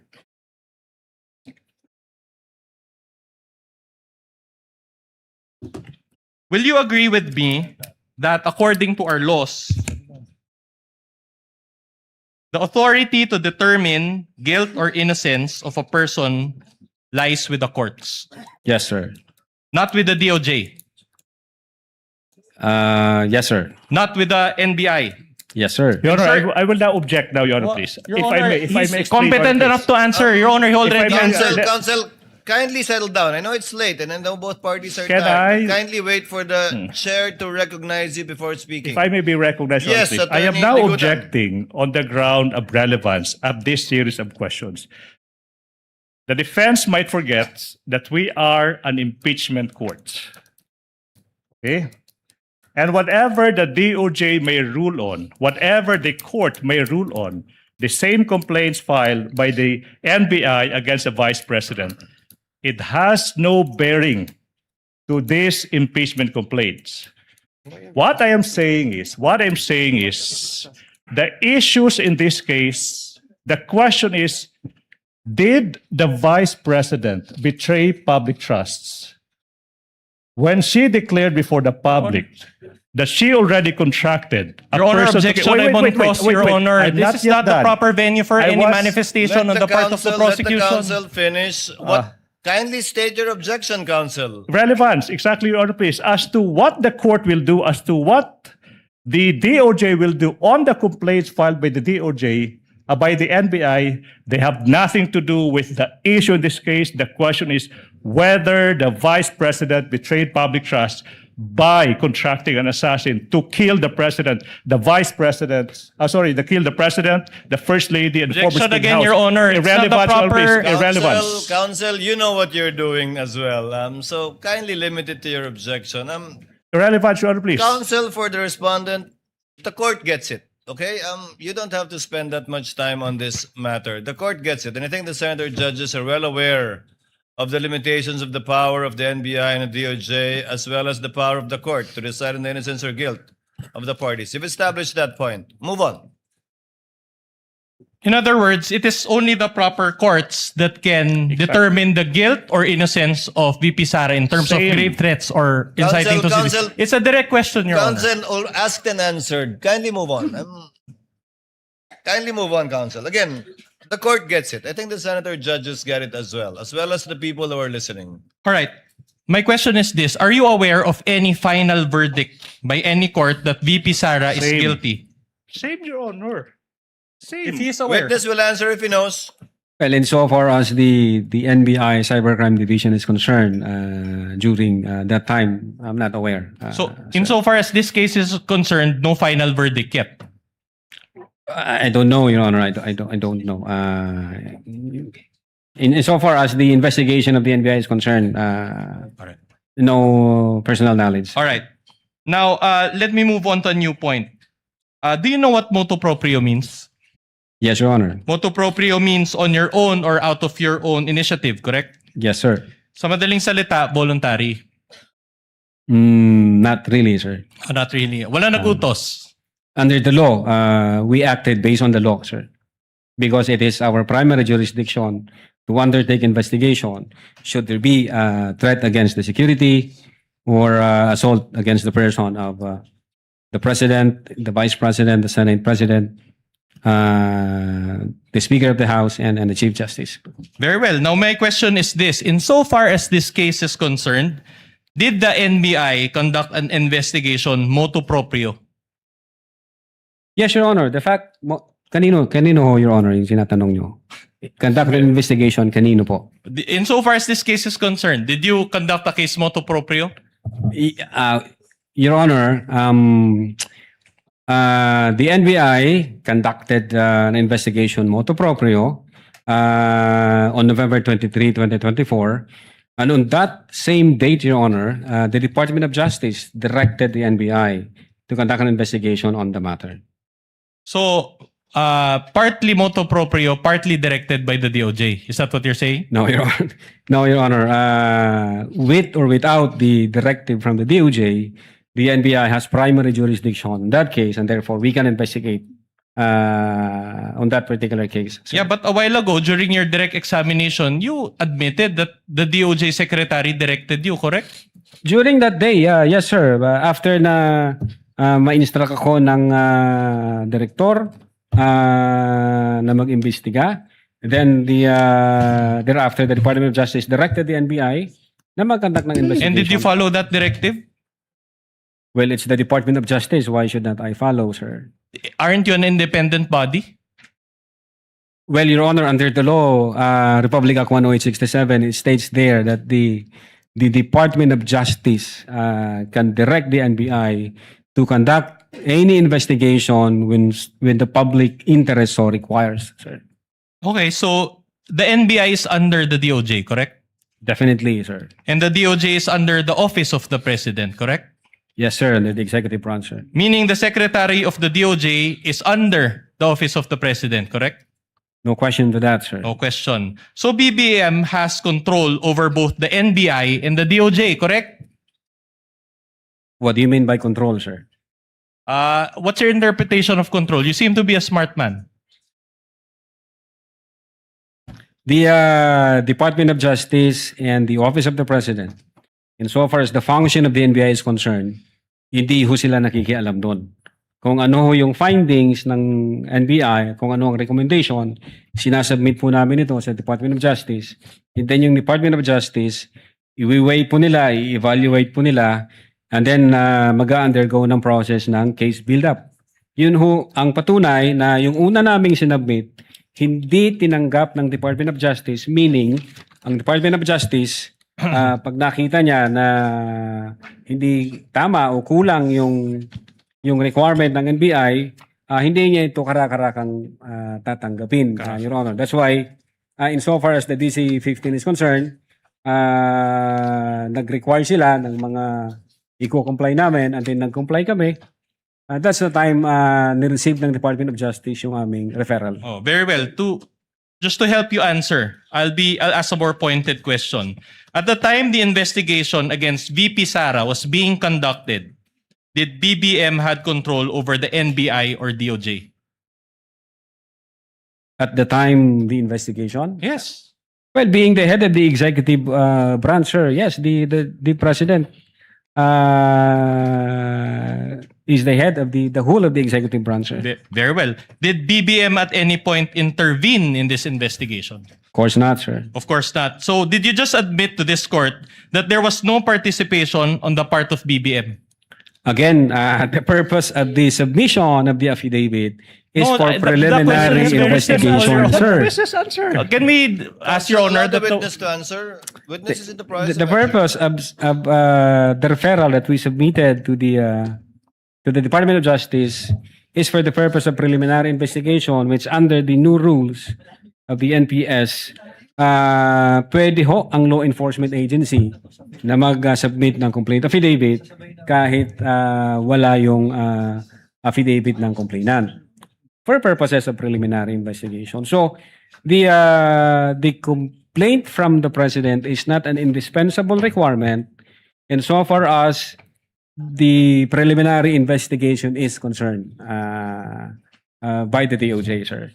So let me clarify. You received instructions to conduct an investigation against VP Sara from the DOJ, which is under the Office of the President, and the investigation, in that investigation, BBM was allegedly one of the offended parties. Again, Your Honor, hindi ho ako nakatanggap ng Wait, direktiba. there's no from- question yet. There's no question yet. And yet, BBM has control over both the NBA and the DOJ. Your Honor, Is that a fair summation? Your Honor, now, I will not object now. Ask and answer. Same point, Your Honor, please. Many times over. Control of the President over the DOJ, control of the DOJ over the NBI. Ask and answer All right. many times over. Considering the structure involving the NBI, the DOJ, and the Office of the President, don't you think that there was bias against VP Sara? I will allow that. We, I will not we, object, Your Honor. Your Honor, Counsel again, our- kindly wait for the presiding officer to recognize you. Witness may answer. our investigation, Your Honor, is evidence-based. Nung pinag-usapan ho namin ito, nung ina-analyze ho namin ito, nung nag-follow kami ng mga phases at analysis,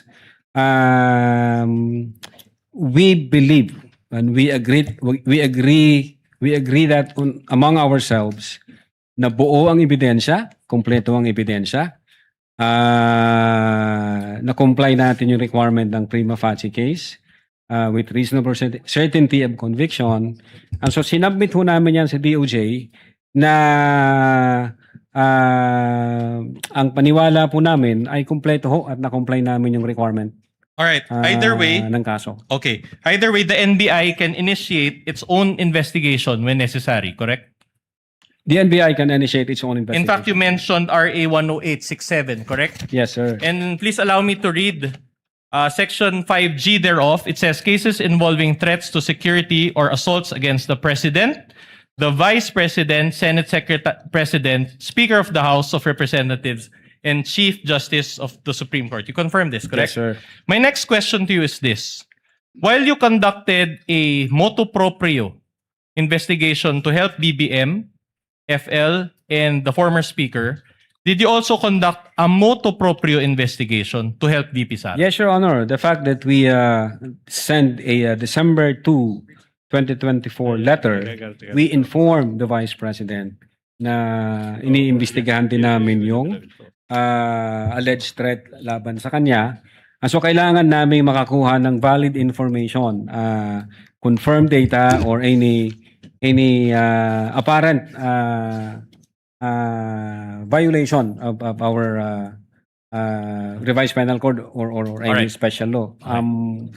You know yung ang purpose ng letter namin, Your Honor, to inform the Vice President na iniimbestigahan din namin yung alleged threat laban Your sa Honor, kanya. it's a yes or no answer. Can we ask the...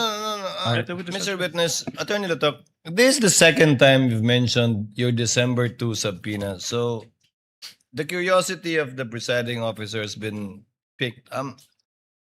In your subpoena of December 2, you issued a subpoena to the Vice President for evidence in a certain investigation. No mention was made of either the investigation pertaining to threats against the President or even threats against the Vice President. But it's the second time you've mentioned that the intent of this one is for the threat against the Vice President. What is your basis, sir? When the subpoena does not contain such a specification of the evidence you will obtain from her? Your Honor, yung subpoena, nakafocus po yan doon sa investigation namin on the alleged grave threats at inciting to sedition during that time. Yung investigation naman, insofar as the Vice President threat to her life is concerned, meron nung kaming separate na letter nung December 2. Hindi 2024. subpoena, letter. Letter po. Do we have that on file or on record sir. somewhere? Yes, Your Honor. It was Is it the pre-marked Perfect. marked during trial one for earlier, Your Honor, by Agent Kalilong? by this witness, Attorney Lotok. That would be P-Roman numeral 4-5, identified by the witness earlier, Your Honor, please. P-4-5, -4-5. Oh, mami. addressed to Attorney Lim? Attorney Lotok? Yes. Yes, Your Honor. Your Honor.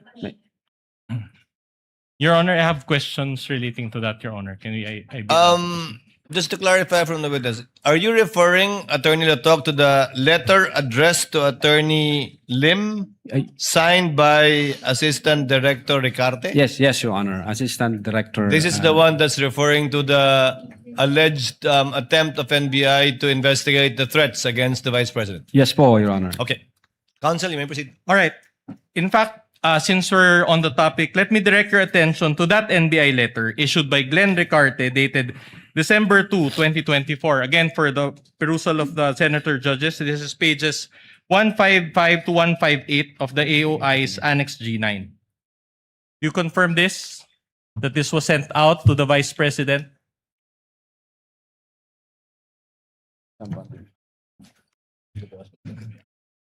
This is, we have this document, Your Honor, signed by AD Glenn Ricarte, dated 02 December 2024. All right. And Sir. do you confirm that the date is December 2, 2024?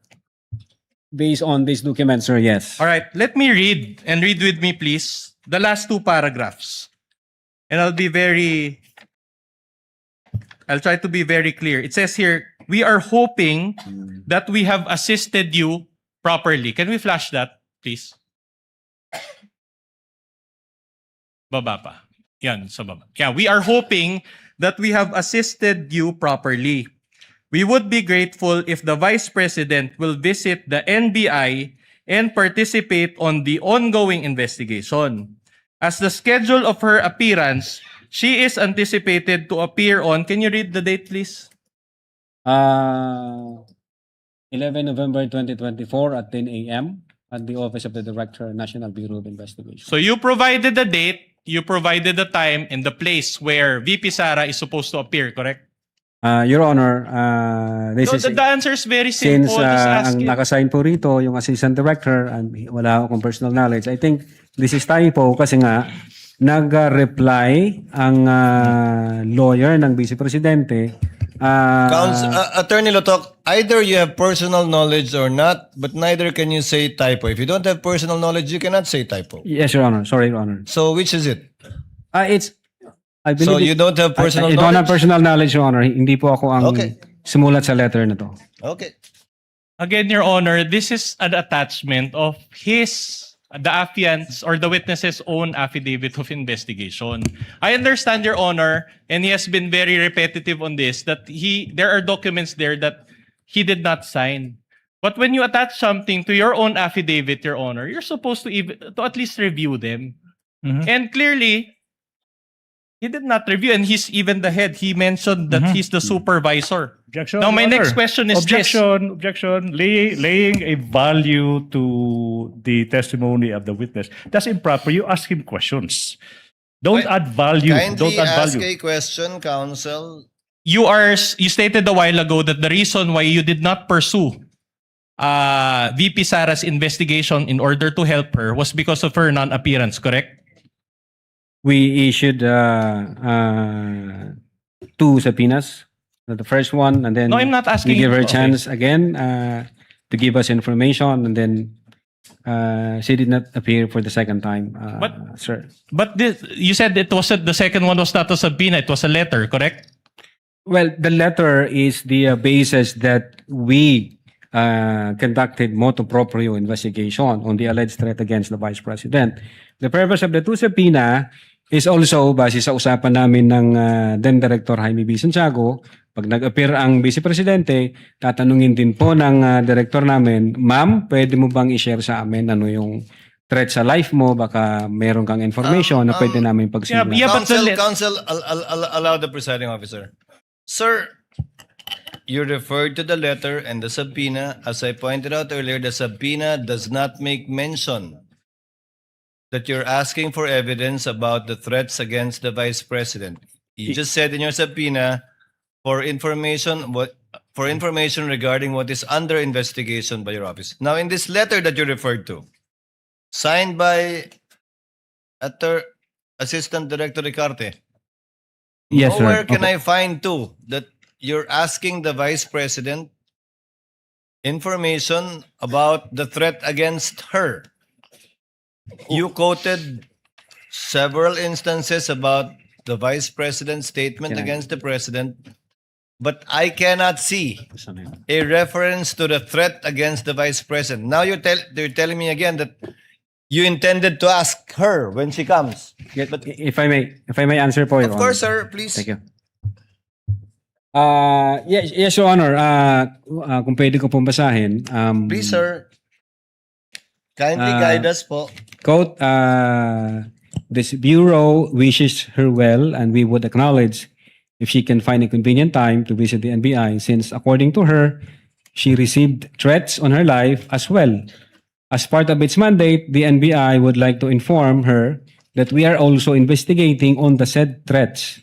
Her appearance to the NBI will aid us in the expeditious investigation on the said threats, Your Honor. And then this is the basis for the issuance of your 2 subpoenas against her. Hindi po. Ang dalawang subpoena, Your Honor, is para dun ho sa grave threats and inciting to sedition. Para doon na po. Opo, yun po yung purpose ng dalawang subpoena. Letter lang yung sa kanya tungkol sa threat sa kanya. Yes po, Your Honor. Letter lang Bagaman sa kanya. sulat na to, binanggit nyo rin yung threat niya laban sa Pangulo. O ibang sulat po yun? Your Honor, in-explain ho namin dito kasi doon ho sa may letter ho na sinubmit ang lawyer ni VP, nagtatanong ho siya kung pwedeng makakuha ng copy ng complaint. And then kung ano yung mga itinatanong at itatanong ng NBI sa kanya, in-explain ho dito sa letter na to kung ano yung nature ng complaint. Yung mga allegation laban sa kanya. Opo, Your Honor. Thank you, Attorney Lotok. Counsel, you may proceed. But the long and short of it, in that December 2024 letter, you provided a November schedule, correct? Again, I cannot answer to that. Ang signatory ho ang makakasagot, sir. So in other words, she could not have attended that November 11, 2024 because as of the date of the letter, it was already December 2, 2024, correct? Well, Your Honor, yung second letter na sinubmit ng lawyer niya, ang sabi nila doon, the Vice President is confident that the NBI will conduct an investigation on the alleged threat against her life. Yeah, but despite this error, do you still maintain that the investigation that you conducted was thorough? You used that word a while ago. Investigation on the alleged threat against the Vice Correct. President? We are looking, Your Honor, for a validated information, confirmed information para ho meron kaming pagsimulan. But in so far as my office is concerned, since hindi na ho ako may hawak dyan, baka ho merong ibang tinask ang aming director para dyan, sir. So as early as December 2, 2024, the NBI has been investigating regarding the threats against VP Sara. Correct? When we issued the first subpoena and then when we issued the letter dated 02 December 2024, ang intention ho namin noon, i-inform namin siya na nag-iimbestiga din kami, ma'am. Kaya lang, kailangan ho namin ng valid at validated information para ho mapagsimulan namin. Oh, mali lang yung schedule na nabigay doon sa Vice Again, President. wala akong personal knowledge dun sa scheduling, sir. Oh no, after more than 1.5 years of investigation, has the NBI come up with a recommendation? Ask and answered, Your Honor. Ask and answered. Kanina pa. No. Recommendation on the Witness threats may against answer. VP Sara. Witness may answer. Oh, withdrawn. This is the investigation pertaining to the threats against the Vice President's life. Okay, thank you, Your Honor.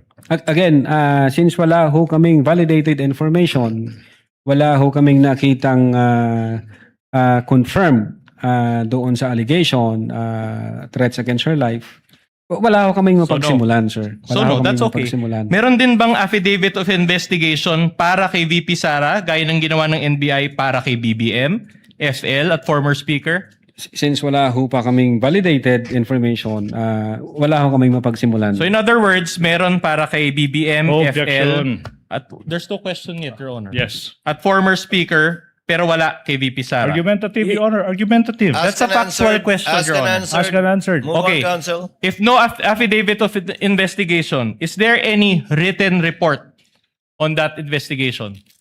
Anong investigation po, Your Honor? Yung against VP Sara. May written report man lang ba? Well, ang makakaalam ho niyan, yung aming intelligence service, sila ho ang may pull up information from different offices. But as far as you know, wala pang written report on this?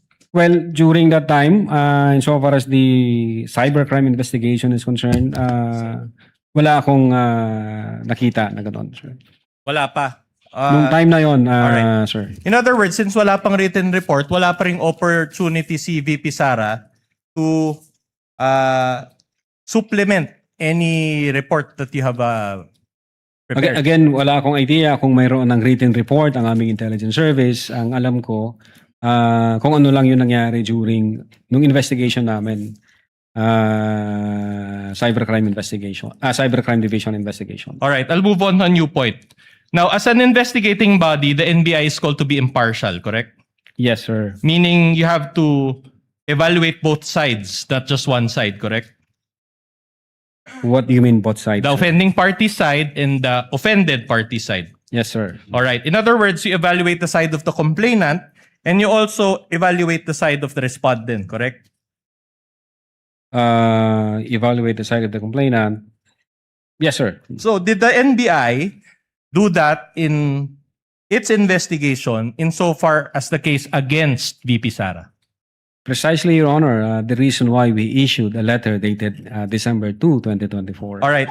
is to elicit information from the Vice President herself kung meron po bang validated Yeah. information Okay. or to ask her kung sakaling nag-appear siya, ma'am, baka meron kang pwedeng pagsimulan namin. But again, kahit representative, wala akong may dumating sa amin na magbibigay sa amin ng informasyon para pagsimulan ng investigasyon. Yeah, but sir. didn't the counsel appear? So she participated through counsel, correct? The counsel, Your Honor, only stated na yung threat is, again, yung 6 months ago na nung conduct ho kami ng open source investigation, wala ho kaming nakitang validated talaga, sir. Eh. So wala kami mapagsimulan. Saan kami magsisimula actually? Okay. So, to enlighten this honorable court of what really happened during your investigation, you issued subpoenas, correct? We issued subpoenas, sir, yes. And several people participated, correct? Media personalities. Yes, I will go to that. I'll just answer the question first, yes or no. At least 4 people, correct? We issued subpoena, yes, sir. Reyes of Philippine Daily Inquirer attended with counsel. You confirm this? I think so, sir. Mendoza of Manila Times also attended with counsel. It was reported to, Reported to I you. think Magsambol and Reyes. Yeah, yun alright. yung report sa akin ni Agent Kalilong, sir. How about Rubrico of SMNI? Yeah, yung 6 ho na yan, as far as I know, na issue namin ng subpoena, I think yung iba dyan, hindi ho nag-appear kasi yung isa nasa China, meron siyang parang Yeah, I'm not asking about understanding. those. I'm just asking about The the witness is people in the that process of participated. answering the Counsel, question. witness is in the process of answering. Let him finish. Hmm. Are you done, Attorney Lotok? Yes, Your Honor. You All may right, proceed, counsel. and these people were interviewed by NBI agents, correct? By NBI agents, sir. Okay, the NBI agents included Kalilong, correct? Yes, sir. For Magsambol and Reyes, Geran for Mendoza. Yes, sir. I think. All right, but Asuncion for Rubrico, correct? Yes, Assumption also. All right, sir. and the Q&A was recorded, correct? Yeah, I think may transcript yata. Na All right, ginawa very well. sila, sir. After the interviews, the NBI agents executed affidavits, correct? Yes, sir. They Attesting have- to the interviews conducted. Yes, sir. Let's go through the minutes of the meeting attached to the affidavit of investigation. There were 4 sets of minutes of the meeting, correct? 1 for Reyes, 1 for Mendoza, 1 for Magsambol, and 1 for Rubrico. Do you confirm may, this? May I check first the document, sir? Your Honor, may we ask, Your Honor, that my co-counsel confronts the witness, not the prosecution's counsel. This is our turn, Your Honor. And we want to use the official copy, which is the the impeachment court's copy, Your Honor. So we don't know what copy the prosecution's lawyer is confronting the witness with. Counsel will please comply. Ano yun? All right. So minutes of the meeting. So there were 4 sets, 1 for Reyes, 1 for Mendoza, 1 for Magsambol, and 1 for Rubrico. Now, based on the minutes of the meeting, May I check first, sir? okay, go ahead. Yeah, them sir, yes. Leave them sir, yes.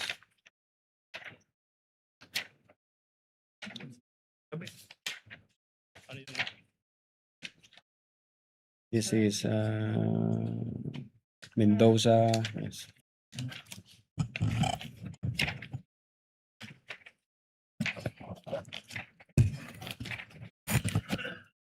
This is Magsambol.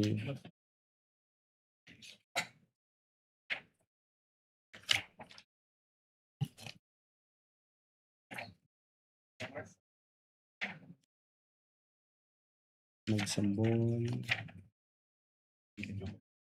I'll wait for Hmm.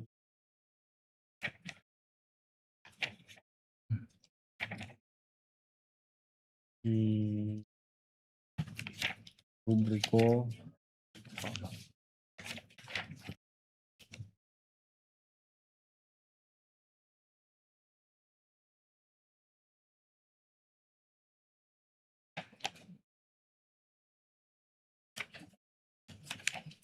Yeah, I think up to rubrico, sir. All right. So you confirmed that there was a Q&A. There is Q&A. sir. Okay. And then konti lang yung mga tanong nyo, actually not more than 20 questions per interviewee, correct? 20 questions. Sir. All right. And how long did the interviews last, if you know? I think ang report sa akin nag-appear sila, nag-participate sila sa interview, but dun sa timeline, no personal knowledge, sir. Ang All right. makakasagot nito yung mismo yung nag-interview, sir. Okay, but in that interview, they were asked about their personal knowledge on the November 23, 2024 press con, correct? Saan ba yun?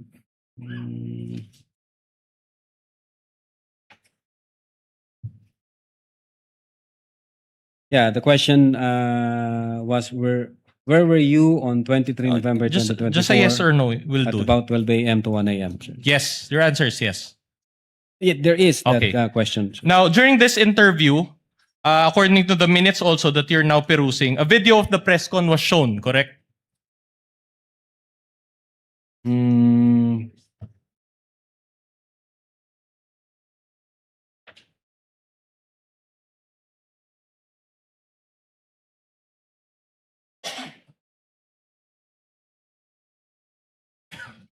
yes, it says here, is that Zoom meeting the one in the video? Okay. At this juncture, the agent showed the video. Attorney dated Lotok, 23. kindly just answer yes to abbreviate the proceedings Yes, or no. yes, sir. If Okay, you my don't question is this. Did the NBI show the entire video to the interviewee or just portions thereof? Ang makakasagot ho niyan, Your Honor, yung nagkanda know. po ng interview. If you know. I'm not sure, sir. Didn't you provide instructions to the NBI agents regarding the showing of the video? Well, the instruction is whether or not nandun ba sila nung nangyari yung press conference nung November 23. Yeah, but will you agree with me that for the investigation to be impartial, the NBI should have shown the entire video and not just certain portions thereof? That I cannot answer kung pinakita nila yung buong video. Ang instruction ko, Your Honor, part ng investigation is to ask them kung nag-participate sila o may personal knowledge sila during the online press conference at November 23, 2024. All right, but let me direct your attention to page 189 also of Annex G9. This pertains to the minutes of the meeting of Kalilong. If we can flash that on the screen and if my co-counsel can confront the witness. It says here, and I want to read, in the top portion, it states 1024H and 1057H, December 4, 2024. 2020 here. Meaning, the interview took place on December 4 from 10:24 to 10:57 a.m. Is that correct? Military time. Well, it appears in that document, sir. All right. So in other words, 23 minutes lang yung interview. Based on that document, sir. O hindi nyo talaga mapapakita yung whole video, correct? Based on that document, kung ganyan lang yung timeline niya, yes, Your Honor, hindi. Kasi 2 hours mahigit yung video ni VP Sara, correct? Yes, Ask sir. and answer, Your Honor. Ask and answer. I'm just Many times emphasizing over. the time, Your Kaya Honor. nga, objection Move on, eh. counsel. That's why- Senator Judge Soto is recognized. What is your pleasure, sir? Thank you, Mr. Presiding Officer, Mr. President. To satisfy the curiosity of our group here, we were asking each other, why did you invite these 4 media personalities? Yes, Your Honor, because they were there based on our investigation. They were there in the press con, Yes, sir, they the participated. whole press con. The whole press con, sir. So why do you have to show the entire press con again? Precisely, Your Honor, that's the point. We just want to establish whether sinabi ba to ng Vice Presidente at sinabi nila na yes, yan yung sinabi ng Vice Presidente. Yung point ho yun na may kinontrata siya, may kinausap siyang tao. Kaya yun lang ang pinakita nyo, hindi nyo na pinakita yung buo because they were there Yes. the entire yes, sir. time. Are you sure they were there the entire time? They were there, sir. Okay, thank you. But you cannot have personal knowledge. They may have exited the Zoom meeting, correct? Yeah, You cannot say for yung, certain. yung nakita ko dun sa video, ang pinakahuling nag-exit, I think 3 yata yun, sir. Yeah, pero most of the time nandun ho yung mga media personalities, nagtanong po sila, nag-inquire po sila, at nag-participate po sila doon. All right. At any rate, each participant was asked, and I quote, in paragraph 11 of the affidavit or the minutes, it says here, do you hear the statement of VP? Yes, wag ka mag-alala ma'am sa security ko kasi kinausap na ako, which ends in, and then he said yes, correct? Yeah, base rito, yes. sir. Okay. So sa madaling salita, insofar as the interviews conducted by the NBI, wala nang tanong tungkol sa ibang statement ni VP Sara noong press con, tama? Yeah, base rito sa document. Alright, yan lang ang ito yung tinanong nyo, tanong, sir. tama? Yan lang statement na yan ang tinanong nyo. Base sa document, sir. Didn't you have enough time to ask about other statements made by VP Sara in order to establish context? Your Honor, No, yes or no? If you can, Wait, please. let the witness answer. Your Honor. The presiding officer already directed a more responsive answer. Your Honor, nung November 26 video, No. nakita ho namin na may admission na ginawa, ni-reiterate ng Vice No, Presidente. that's not my question. My question Let the is, witness did you answer, have Your enough Honor. time to ask That is his about... answer. No. Attorney Lotok, the question was, did you show any other video or parts of the video other than this one? Based on the document, sir, ito lang ho yung mga tinanong kung Yan lang ano ang yung tinanong nandoon na sa part ng document. video. Walang ibang part ng video. Based on the document. Based on the document, ito lang po, Your Honor. Okay. All right. In other words, the agents focus only on this one statement by VP Sara, correct? Based on the interview, And sir. the Q&A used a targeted question, correct? Based on the document, sir, based on the interview, we asked them kung nandoon sila o nag-participate sila o kung narinig ba nila yung utterances na yun. All right. The whole video was around 2 hours and 26 minutes. Now, if my math is correct, that is 60 minutes per hour. So 120 minutes plus 26 minutes.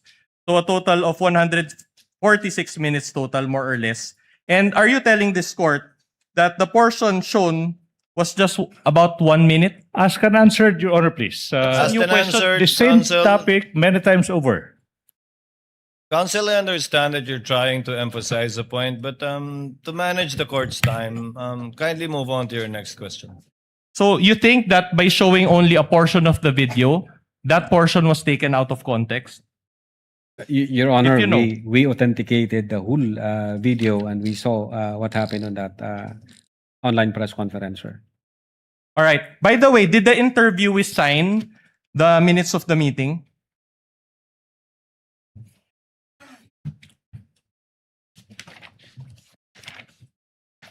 Insofar as the late side in Reyes, No. If you know, I'll go through it one by one. But I think may huli yata na walang pirma yung isa namin. can we investigator. direct your? But you know, as a lawyer, that if a document is unsigned, that document will be treated as a mere scrap of paper. Correct? Yes, Your Honor. All right. So that is the standard operating procedure, correct? That you sign the document, correct? I Yes don't or know no? kung Yes yung or no? tama yung ibinigay na docs. Ang signatory ho dyan, si Attorney Asuncion. Yeah. In Supposed fact, to be. let us show that document for the benefit of this court. Can Yan ho yung Yeah, let me kaapat na direct your docs. attention to pages 203 to 207 of Annex G9. This pertains to the minutes of the meeting involving rubric of SMNI. Can we display first the first page? So the interviewer was Ria Vanessa Asuncion. Yes, sir. Hindi pa siya, ayan o. So hindi pa siya sure kung good morning or good afternoon. And Alright. what's the relevance, Your Honor? And she conducted the Objection. interview, correct? It first saw that document, sir. Yes. All right, but let's go on to the signature page now. So, in other words, Jason, there appears to be a signature above the name Jason Rubrico. All right. Can you state for the record whether Attorney Ria Vanessa Diaz Asuncion signed this document? In that document, no signature by Attorney Rhea Vanessa. So wasn't this a failure to observe SOP on your part? I think we have to ask Attorney Vanessa, baka meron siyang ibang document. na But hawak again, siya. you're the supervisor of these minutes of the meeting, and you were the one who attached these documents to your affidavit of investigation. Anyway, I'll Again, move on to a ang new point. nag-prepare ho ng mga docs na yan, I instructed them, the executive officers and the agent on case, to prepare those documents for Department of Justice. My only Submission. point is this, Mr. Lotok. We are talking here about filing a case against the Vice President of the Philippines, who is the second highest official of the land, and you used an unsigned document as part of your exhibits. Is that what you're trying to tell the court? You can ask Attorney Rhea Vanessa Diaz Asuncion again, sir, kung meron siyang, kung ano nangyari dyan. So for us, I am concerned, kompleto ho yung tatlo, 1, 2, 3. Ito ho yung pang-apat. All right. Siguro kailangan kong tanungin si XO kung ano nangyari. All right. So let's go through the affidavits that were executed after the interviews. Okay, pahabol na ito lahat, tama? Kasi this was pursuant to the Feb 5 certification eh. So hinabol niyo to lahat, tama? Hindi ho hinabol, kinumply ho namin yung requirement ng DOJ. You want to use the term nag-kinumply. Okay, sige. The interviews were in November to December 2024, but the affidavits were in February 10, 2025, correct?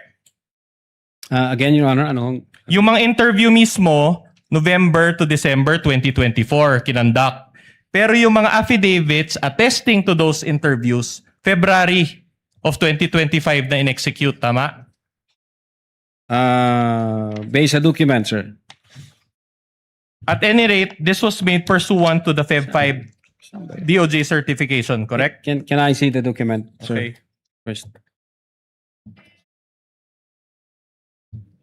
Affidavit, yeah. 20.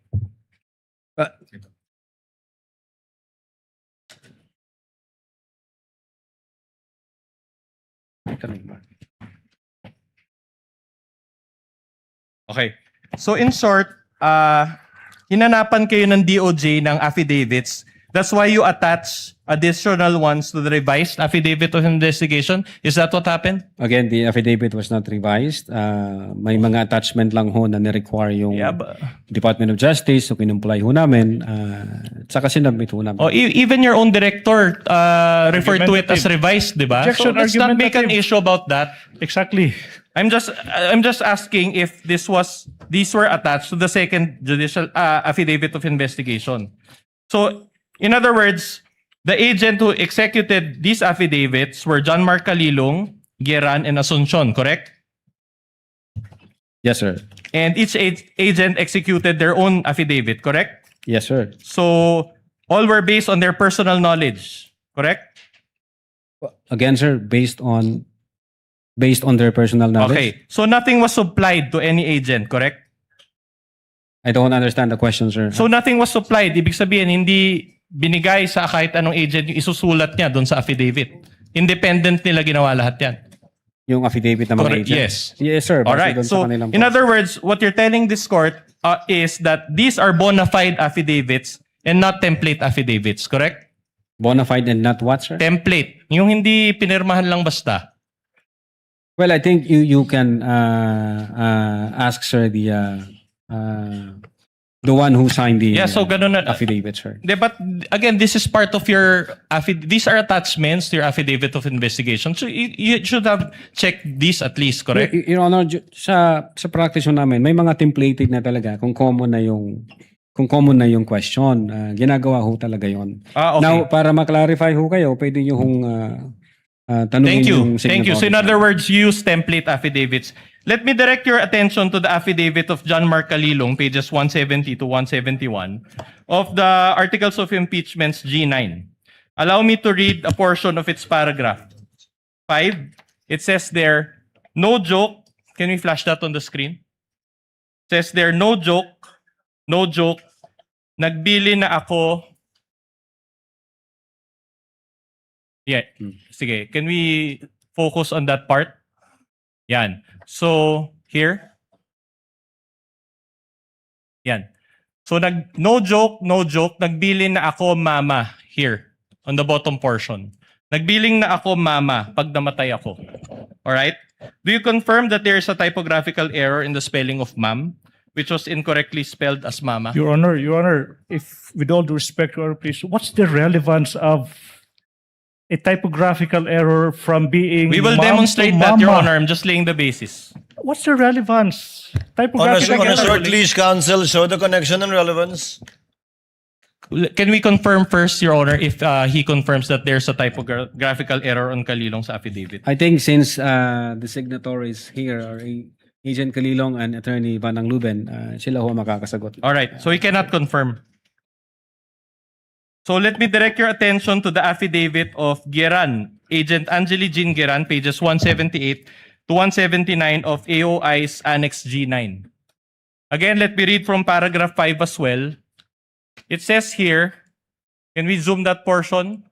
No joke, nagbiling na ako mama pag namatay ako. So, do you confirm that there's also a typographical error in the spelling of the word ma'am, which Yeah. was also incorrectly spelled as mama? You can ask the one who signed this affidavit, sir.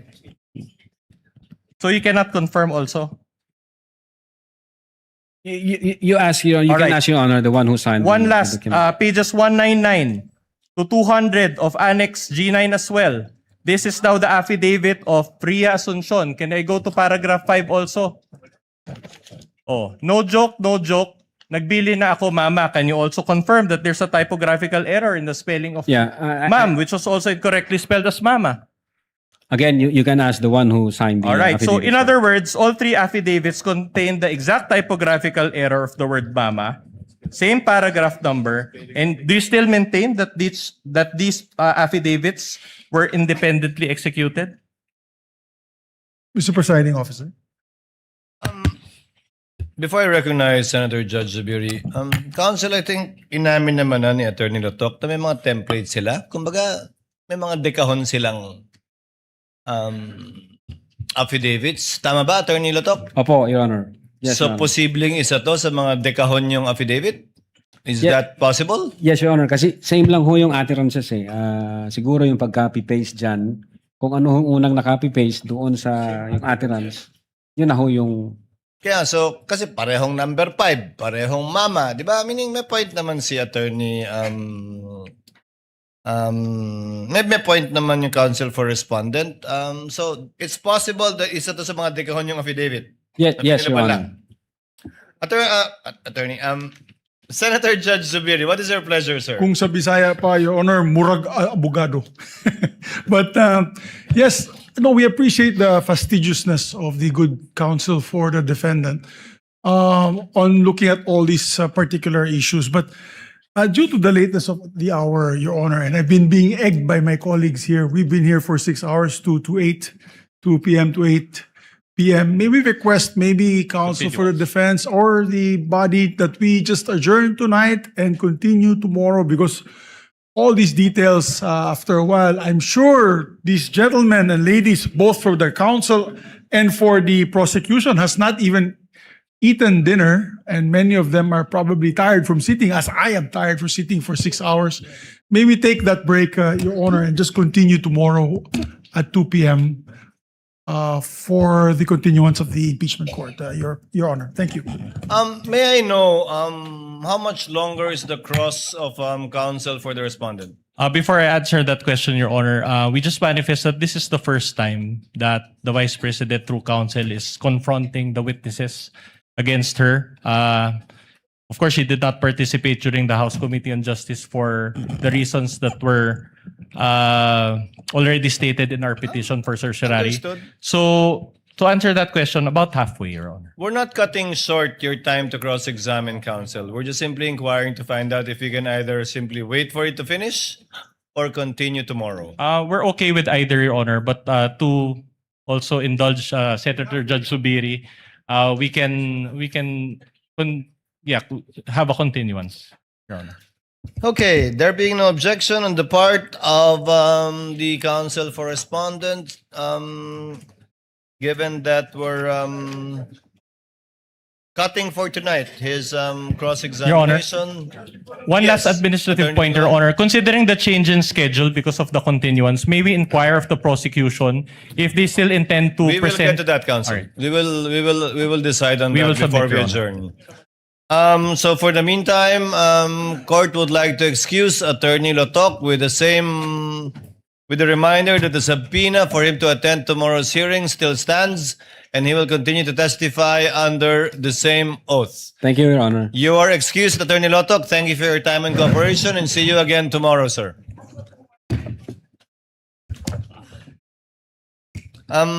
For some administrative matters, we are in receipt of the memorandum from the counsel for the respondents with respect to the issuance of subpoena for bank records and AMLC records as well as BAR records. Do we have a similar submission from the counsel for the prosecutors?